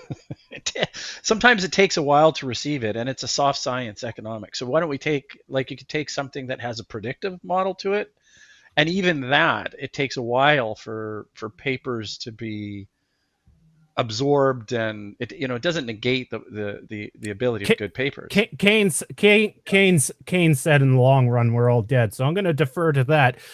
There's virtually no academic literature coming out right now that's making a change on our planet, other than we're circle jerking each other, saying, "Oh, look at my new paper I just got out." That's I would refrain from making that bold, enormous generalization. I think there's been a tendency on the internet to do that, and I don't think that's true. I think there's a lot of talented physicists. There's a lot of talented engineers. There's a lot of talent. I mean, there's a fault of the retrieval system. I wouldn't be so bold to make such a broad, sweeping claim. Culturally, there's definitely an observation that it's things are so complex and so specialized that it's very hard for some people, even in a very adjacent field, to even know what is going on in some of these places, it seems. So that it's very hard to see where the joined up thinking is for even you guys who are, really broad thinkers. So I think maybe is that a fair observation that doesn't use the term circle jerking? I think it is. I mean, the thing, there are serious problems in academia. I mean, this is one of the points that Peter Turchin makes in his explanation of the cycles of instability, that you get overproduction of elites. So if you go back to the end of the World War II, there was a massive industry in producing PhD students who would then become engineers and scientists in academic institutions and so on. And everybody got a job because there were so many going around. No, they haven't stopped the production. But they become people who produce more PhDs. You get an amplifying feedback, okay? And you get to the point where there are so many people applying that very few can get a position in academia. And then the system starts to break down. And I think we're definitely in the breakdown phase. And I would far rather see, for example, I tell my PhD students at the end of my career, I said, don't bother getting an academic job. If you want to get decent academic work, learn how to make coffee, become a barista, work 9 to 5. If they want you to work longer, you can do a bit of overtime. You get paid 1.5 times. You go back home at the end of the night, you want to do something serious, you'll probably get more decent research done than a poor bloody academic who's got a ridiculous teaching load. All these things they're expected to do for free, like refereeing, stressed out of their brain with marking, and they go back home and all they want to do is sleep. So I said, in that sense, we've broken the academic system. Mm-hmm. Okay, so yeah, I've got. Hold on, Mike. I'll let you have your final thought there. I have to do my thumbnail. So we do fancy thumbnails right now. So actually, I'm going to take a screenshot. You? Or like this? That's not a thumbnail. That's a dick nail. Oh. So now I can clip that because I changed my thumbnails to the live thumbnail. It's much more organic. Sorry, guys, I had to do that. Mike, finish your train of thought there, and then I've got a follow-up question to all of us. I was just going to say, if you want to say it, where it like changed the world, econ papers and things that changed the world, you can count them on one hand. Das Kapital, the General Theory of Employment, Interest and Money, maybe of Bill Phillips's paper on the leading to the Phillips curve, irrespective of what he really was up to. That I think has had a big influence. The Black-Scholes work, it really got the idea of hedging away risk and so forth into the financial markets. Again, the Black-Scholes formula doesn't, nothing. There's the real price, and then there's what it says it should be. But it really changed the thinking of the financial industry in like 73 or whatever. But, there's just a handful of these that really change the world, if that's what you're looking for. There's not very many. Yeah, okay. So that's answered my question. That's great. So I'm just going to sum it up at this point. And this isn't the words of Mike or Steve. Academic economics doesn't provide the world with a whole lot right now. But hopefully that'll change. It does provide the world with a lot of holes. Yeah. My next question then is, what is the point of an economist? And I'll give three options here. Is it to describe the economic system? Is it to describe the future of the economic system, so forecasting, like a weather forecaster, or is it a combination of both? And let's add a fourth one there. It's something else. Steve, I'll lead off with you. Can I put a qualifier in and say define economics in one sentence? Oh God. Yeah, actually, yeah. Define it in 5 sentences. Steve. No, 5 words. A study of the economy. That's okay. That's what it should be. Okay, it's anything but. That's the trouble. It's become a set of mythical ideas that people elaborate upon, and you don't actually. The paradigms predate the observation of the system. I was actually making this case, and I'm doing a little overview for my online lecture course, and using astronomy as an example of where you get locked into a paradigm. And that's freestevekeen.com. You can go kind of get enrolled. I think it's Steve Keen. I'll check and see what they're calling it at the moment. I don't control the marketing here, but it's stevekeen.com. That's all it takes. Just that's it. So Steve, I'll revert back to the question: Is economics for describing the economic system? Is it to describe what happens in the future in the economic system? Is it a combination of both, or D, is it something else? Well, it should be the first, because we haven't even got that right. Okay, I think the description of the economy that is dominant right now is similar to Ptolemy's epicycles and deference and equants and so on. It's completely fallacious. They're not describing it. They're describing their model of the economy. They're not describing the economy itself at all. And so there isn't the feedback between theory and observation that exists in a genuine science. And so for that reason, they've failed even on the very first principle there, which is why they can't do the second. Okay, that's a good. I can understand that reasoning. Mike, same question that I asked Steve. What is the point of economists? Essentially, is it to describe the economy? Is it to describe what's going to happen in the future with the economy? Is it a combination of both, or is it something else to you? Your opinion, Mike. Well, so the age-old dichotomy in economics is positive versus normative economics. Positive economics is what is, a description of what is. Normative is what ought to be. And so a lot of economists are taught that.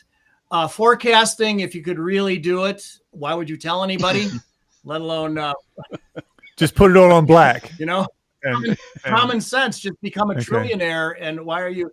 So people are forecasting like crazy, and they can't really do it. It's luck if they can, or I can forecast the weather 1 second from now. It'll be like now. Oh, I was right, but that's not anything useful, right? Forecasting the weather far enough out to help farmers is a whole different matter. So forecasting, they try and do it. It's really not very productive. What I think it is what I was taught was system dynamics, how to do economics. And that is you find a problem. Economics is not a science, it's a profession. And you go in like a detective or a physician diagnosing a disease with a patient. There's a problem here. Let's look at the clues and let's put together a holistic description or pattern of what's going on here, right? And then use that to try and solve the problem. So to do that in economics, a company's having a problem, an industry is having a problem, a city is having a problem, et cetera. I think that's what we should be doing as economists, making real systems better. You don't get a PhD unless you go out into the field and make some kind of economic system a little bit better today than it was yesterday, or no degree. This sounds like the original. So then the next the original sketch I did. Go ahead, Dave. That got you noticing what I was up to was pretty much that whole question about what post-Keynesian. Hold on, Dave. Post-Keynesian economics, as I recall you described Keynesian. I'd only ever read it in a book. No, I'd never heard anybody say it out loud. But yeah, and just the idea that there was no common spreadsheet that everyone was looking at. That's a big thing.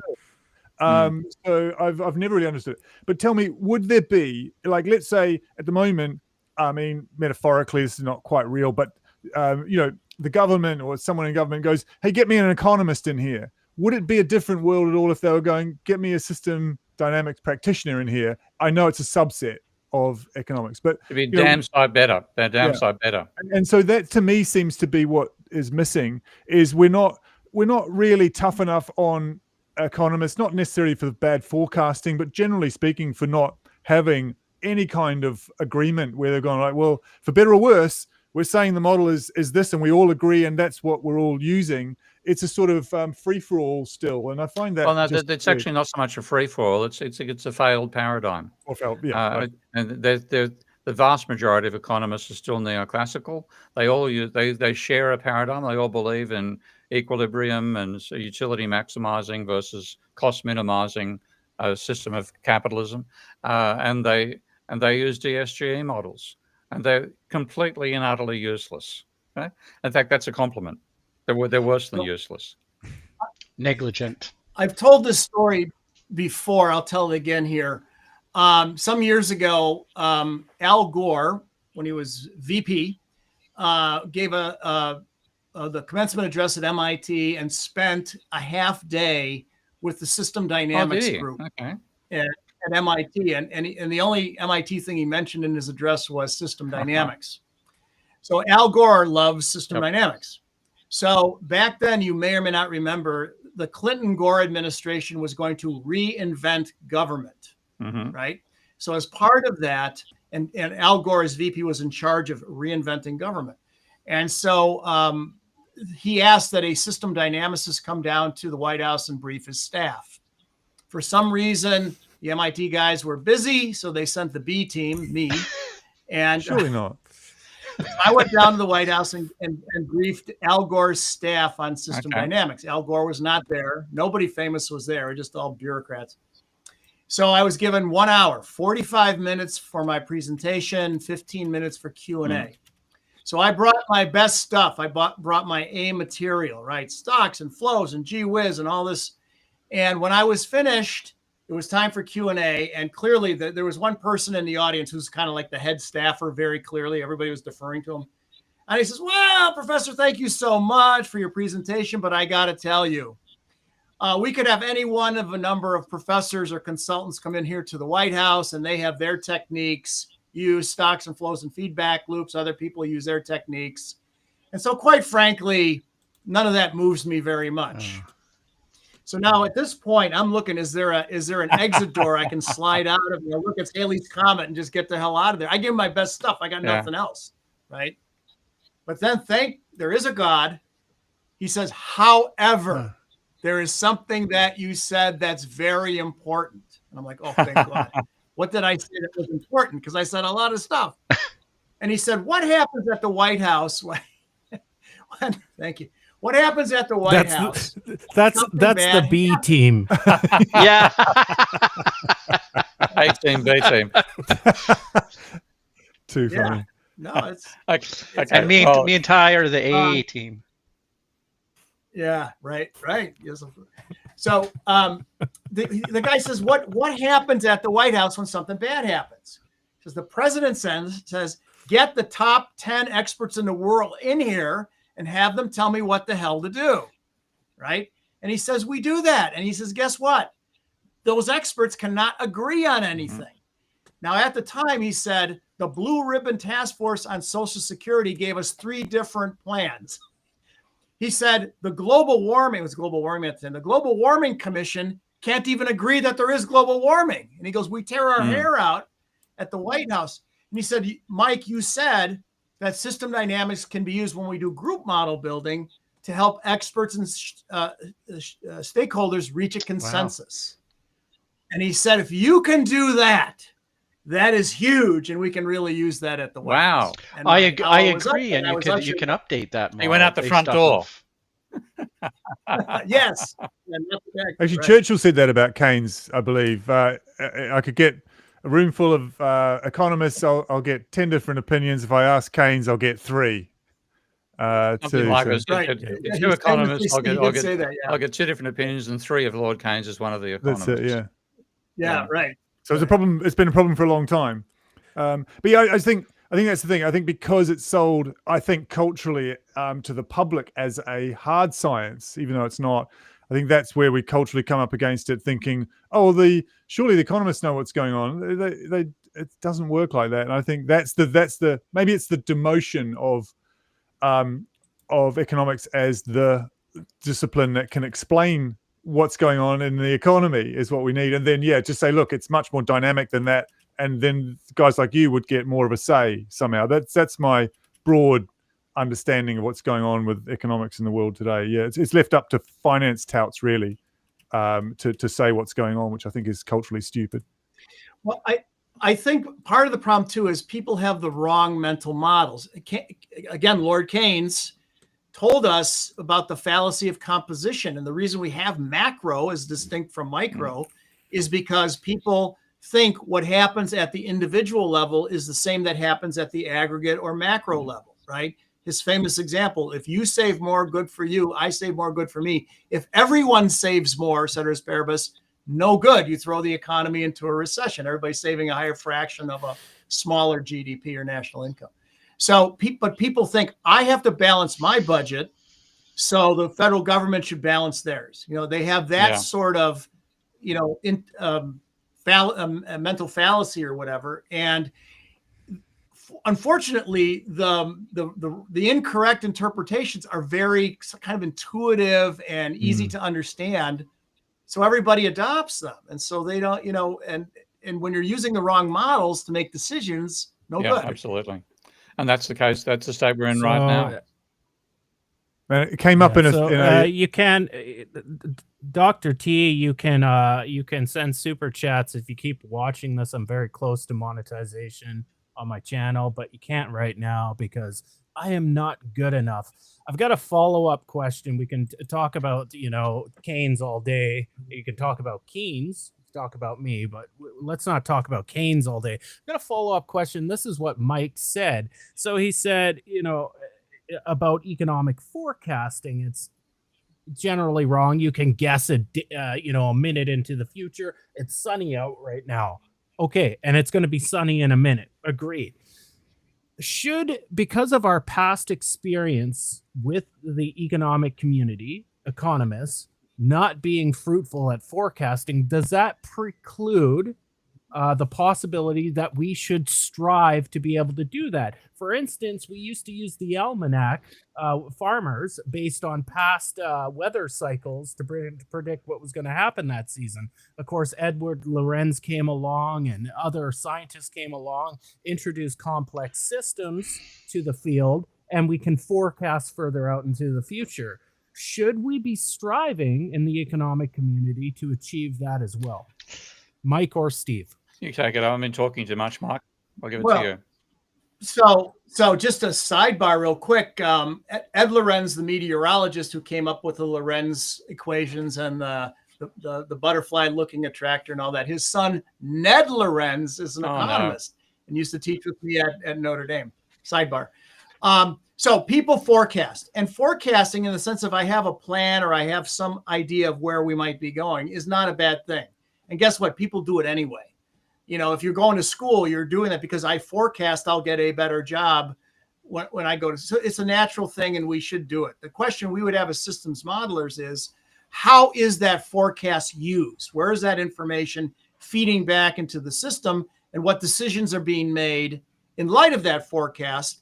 With the idea that, you know, if you knew for sure, if you had a perfect crystal ball, different story. You're just giving your best guesstimate, right?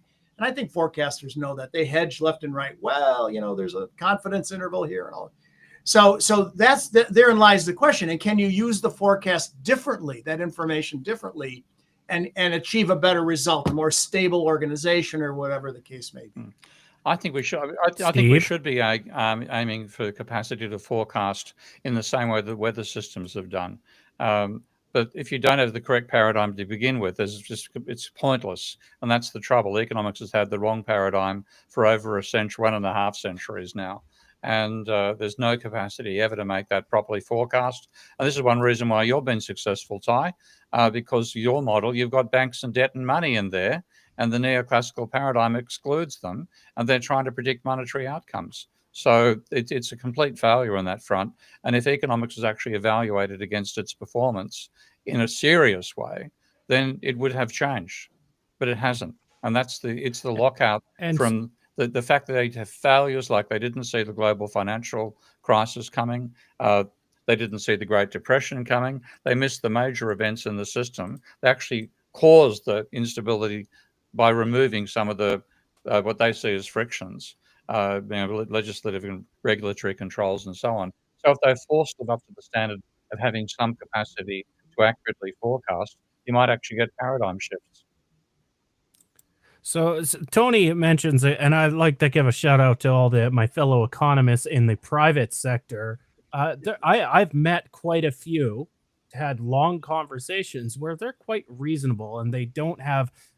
You hear the term Fed speak when the Fed talks, and it's the Federal Reserve lingo. Well, I get that vibe from academic economists, not Mike or Steve. They're all very personal with me. They don't go into them.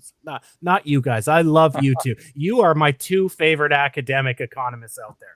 But in the private sector, it's a completely different lingo out there, and terminology and the way we communicate things. It's far more realistic. And Tony kind of points that out. And so I don't want to shit on all students that went and spent all their time and all their money getting a degree in economics. I'm not shitting on those people. They went out in the private sector and they're trying to do better for themselves and their families. So I'm not really, when I shit on economics, unfortunately, and this is going to hurt Mike and Steve a bit, it's the academic economists that I sort of shit on. But I suspect Mike and Steve, coming from the heterodox perspective, they would use different words, but somewhat I agree. wouldn't call it shit. I'd call it garbage and et cetera, et cetera. I've got different words. I mean, it is the problem. The academic have been monopolized by the neoclassicals, and just like the Ptolemaic astronomers used to be defended by the church, now neoclassical economists are defended by the university system, without the university sector even being aware that's what's going on. So the whole, and this is where the journal stuff and the refereeing comes in. So Mike and I would never get a position at a top university because we can't get a publication in the American Economic Review. Yeah? And then that means what you get is a stratification.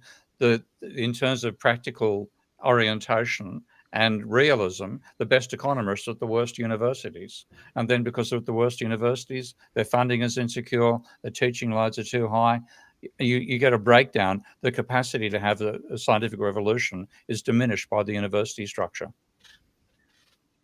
Yeah, the other problem is this too. It's not like the neoclassical paradigm is one of several that are taught, and you kind of pick what what resonates with you. The everything else that doesn't conform is not permitted to be even discussed. And so you make more of yourself. Yep. The neoclassicals hire more neoclassics. It's path dependent, and you get locked into this particular paradigm. Mike, you said something interesting to me, and I started thinking about physics. It's the act of measurement. So if we get to the point where we could measure the current economy and maybe some reasonable point to the future, let's say 3/4. Let's say 3/4. That's enough time to have effect. And we're talking about path dependence here. If you had a good enough model, and in a point in time you measured the economy, you measured it 3/4 into the future, that in itself could change the structure of the real economic system, and you'd get a different result in the real world than what your model said. Not because your model was wrong in that point in time, that it was so right that it changed the behavior of actors in the system, and they went on to change the structure of the system. That's called the Lucas effect, or the Lucas critique. I actually heard this. Tell me, hold on. What's the Lucas critique, Mike? So Bob Lucas, Nobel Prize winner for rational expectations, University of Chicago, said that traditional econometric models, where you estimate the parameters from historical data, are ineffective because those parameters don't take into account the fact that people are going to change in response to, well, even the model. A correct model will become incorrect because they'll use it and change their behavior. So now the parameters are incorrect. It's almost like in the United States, where there's the Congressional Budget Office has to score a spending bill, and they use static scoring, assuming that the parameters won't change, rather than dynamic scoring. Like for example, if you raise the marginal income tax rate, static scoring would say there's more tax revenue that would come in. Dynamic scoring would say, but people are going to change their behavior and terms of the higher tax rates, and there'll be something different than just the higher number times the number of returns. So, and the Congressional Budget Office says, well, we don't know exactly how people change their behavior, so to be safe, they use static scoring. But the Lucas critique says, no, people are going to change their behavior because they're rational. You know, the first person to make a Lucas critique? I'm going to guess it's Bill not Phillips.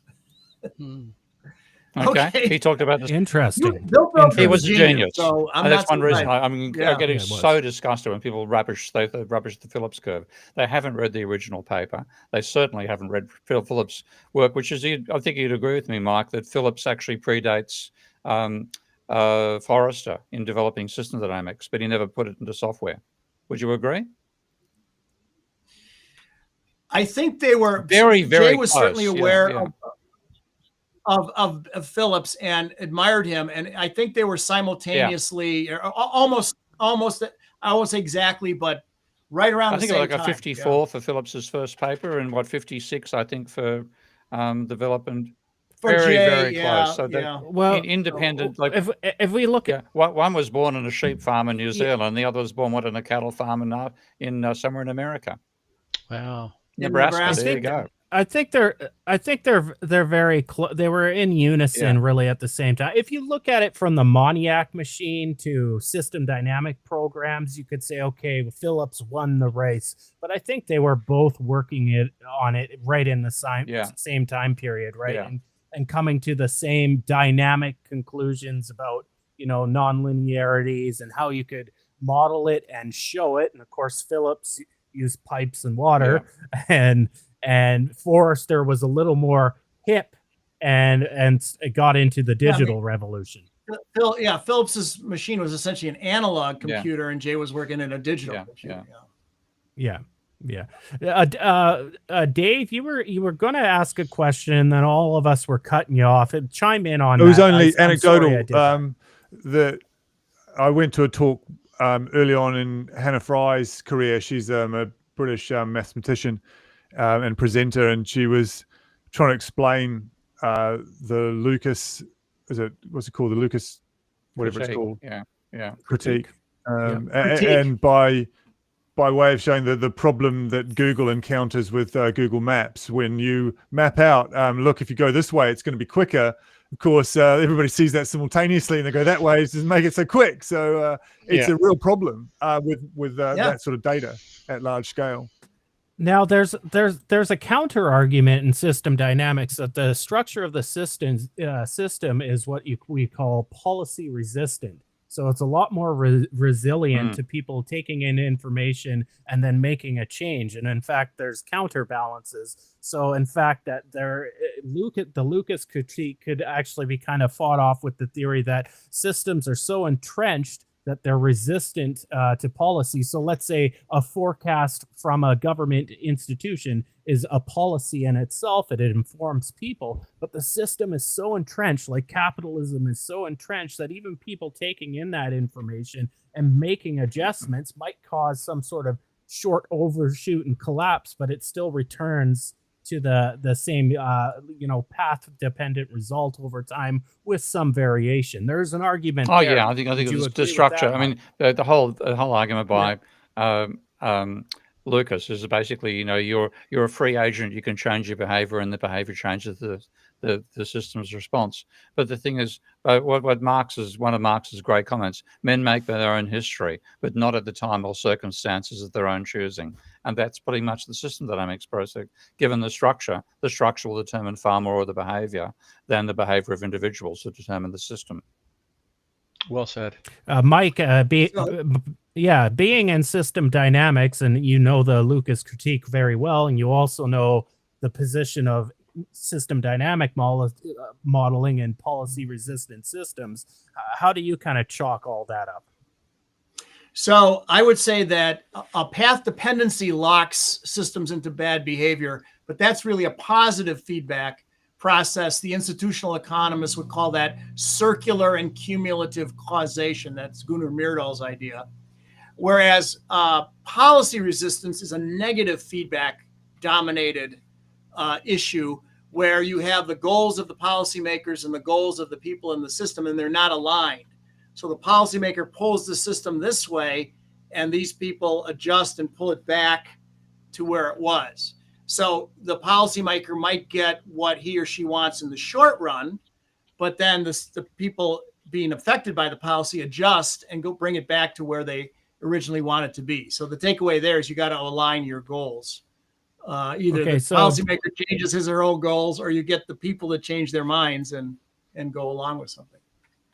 Right. So Daniel, like we're talking, I know you're not a system dynamicist per se, but this is a very philosophical question in itself. The act of measuring changes people's behavior. So if you're measuring something into the future, does that change the actual future from your model, which was valid at the point of measurement, but then makes it invalid in the future? What's your thoughts from a philosophical perspective? Well, I'm skeptical to apply the measurement of a photon on a phosphorus screen in a similar type of thing. So I'd use it more as just a comparison. I mean, I'm not saying that the description of the phenomenon that you've described is not correct. I mean, I think it really is correct, but not for the reasons that it's described and outlined in physics. The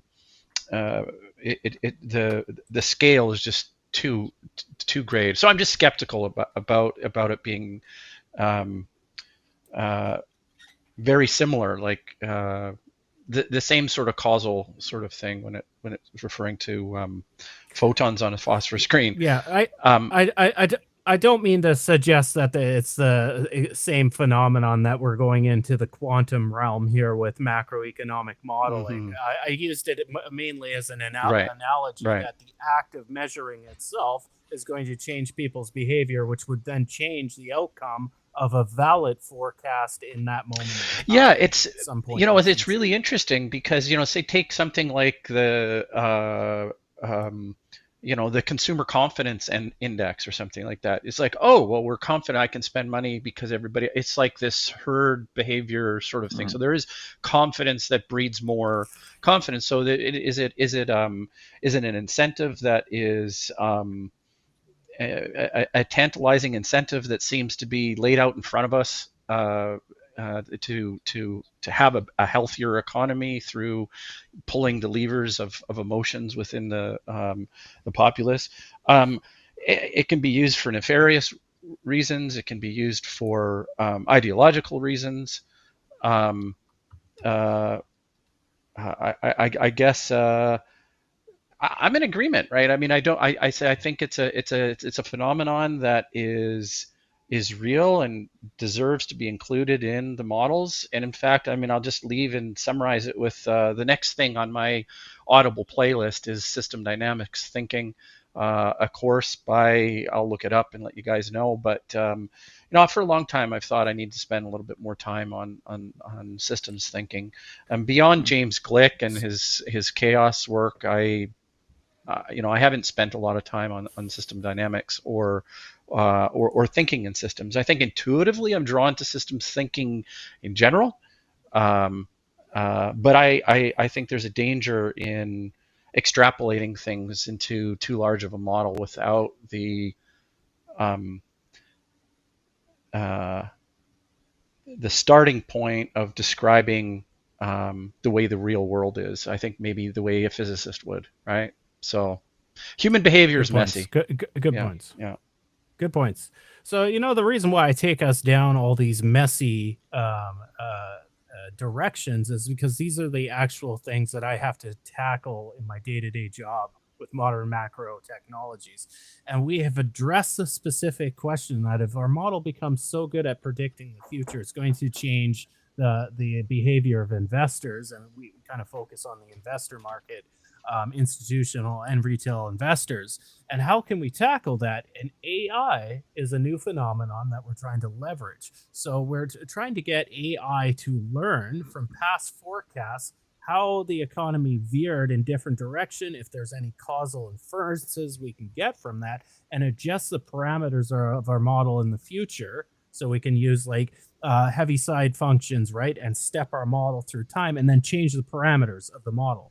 So not the structure, but the parameters that outside parameters that shape that structure. And that's one of the novel areas that we're working in right now the other reason I'm trying to elicit some emotional responses is because I like challenging Steve and I like challenging Mike. I like getting them flustered. It's time we had a and mud. it We makes need for to have a a mud wrestle here at some point. Yeah, obviously. we need to do that. We need to do that We need some more feminine. often. We need But some it- feminine influence for that. Ever I think.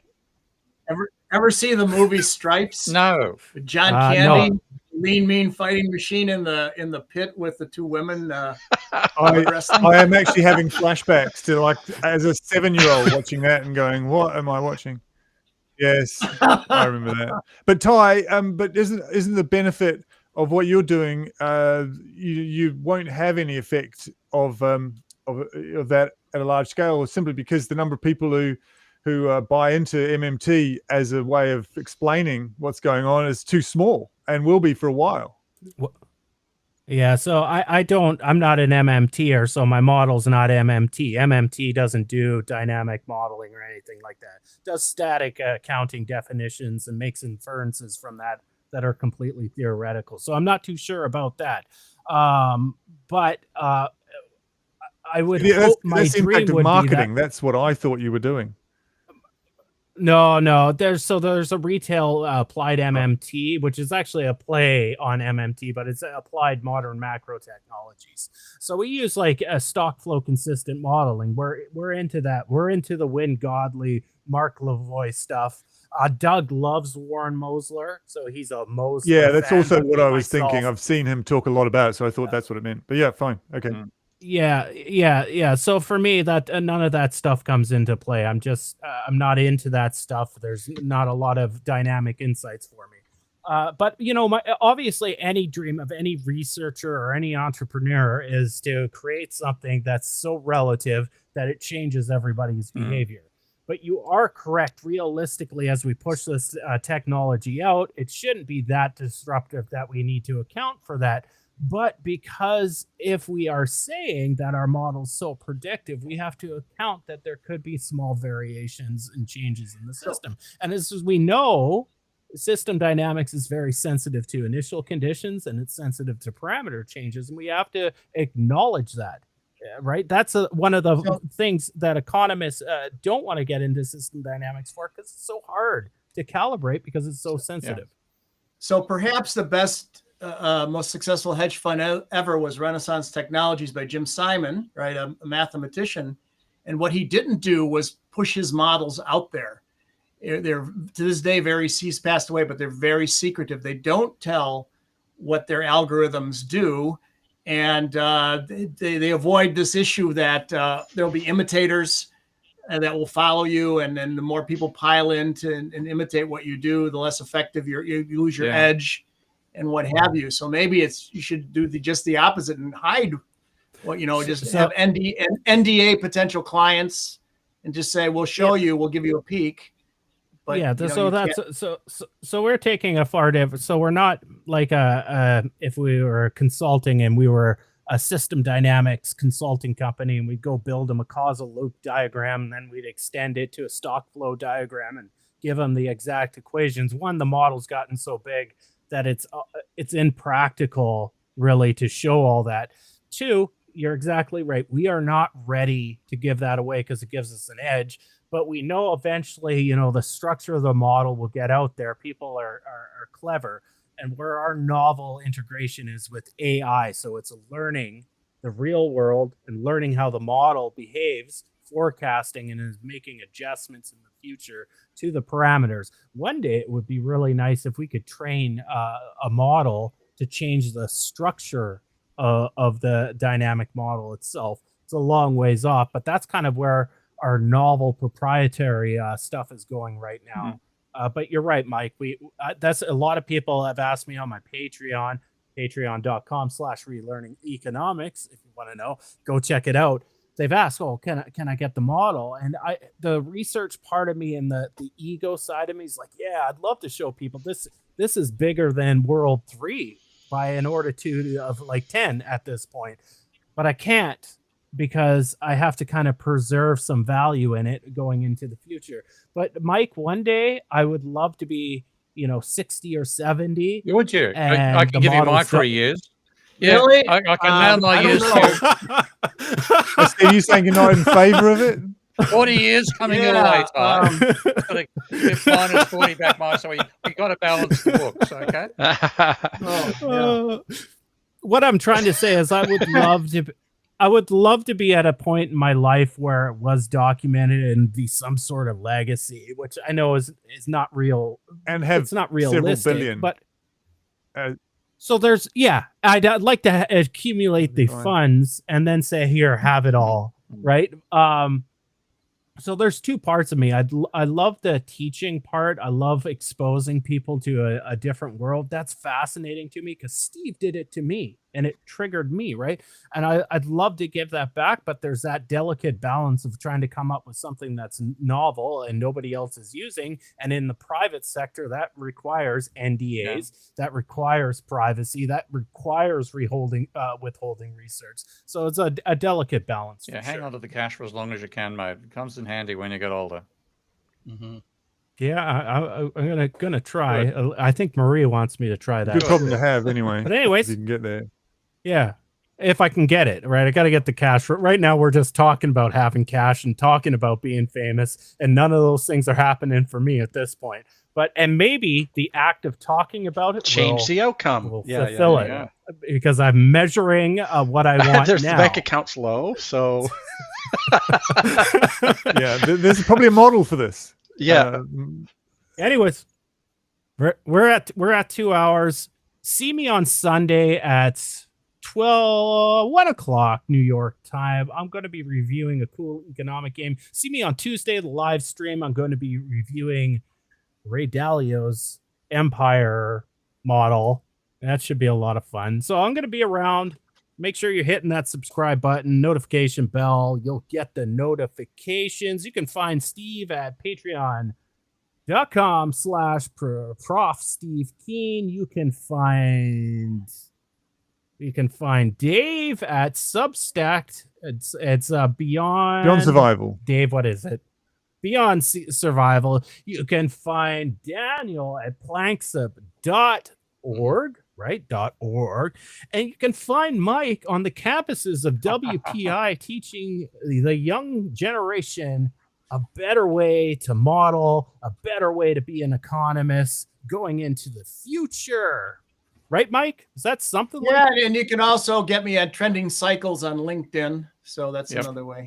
Trending Cycles. If you're on LinkedIn, Trending Cycles, find Mike. He's more active on LinkedIn. He's not very active on Twitter, but he is active on LinkedIn.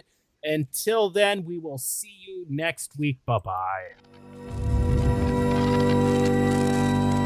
You are now relearning economics.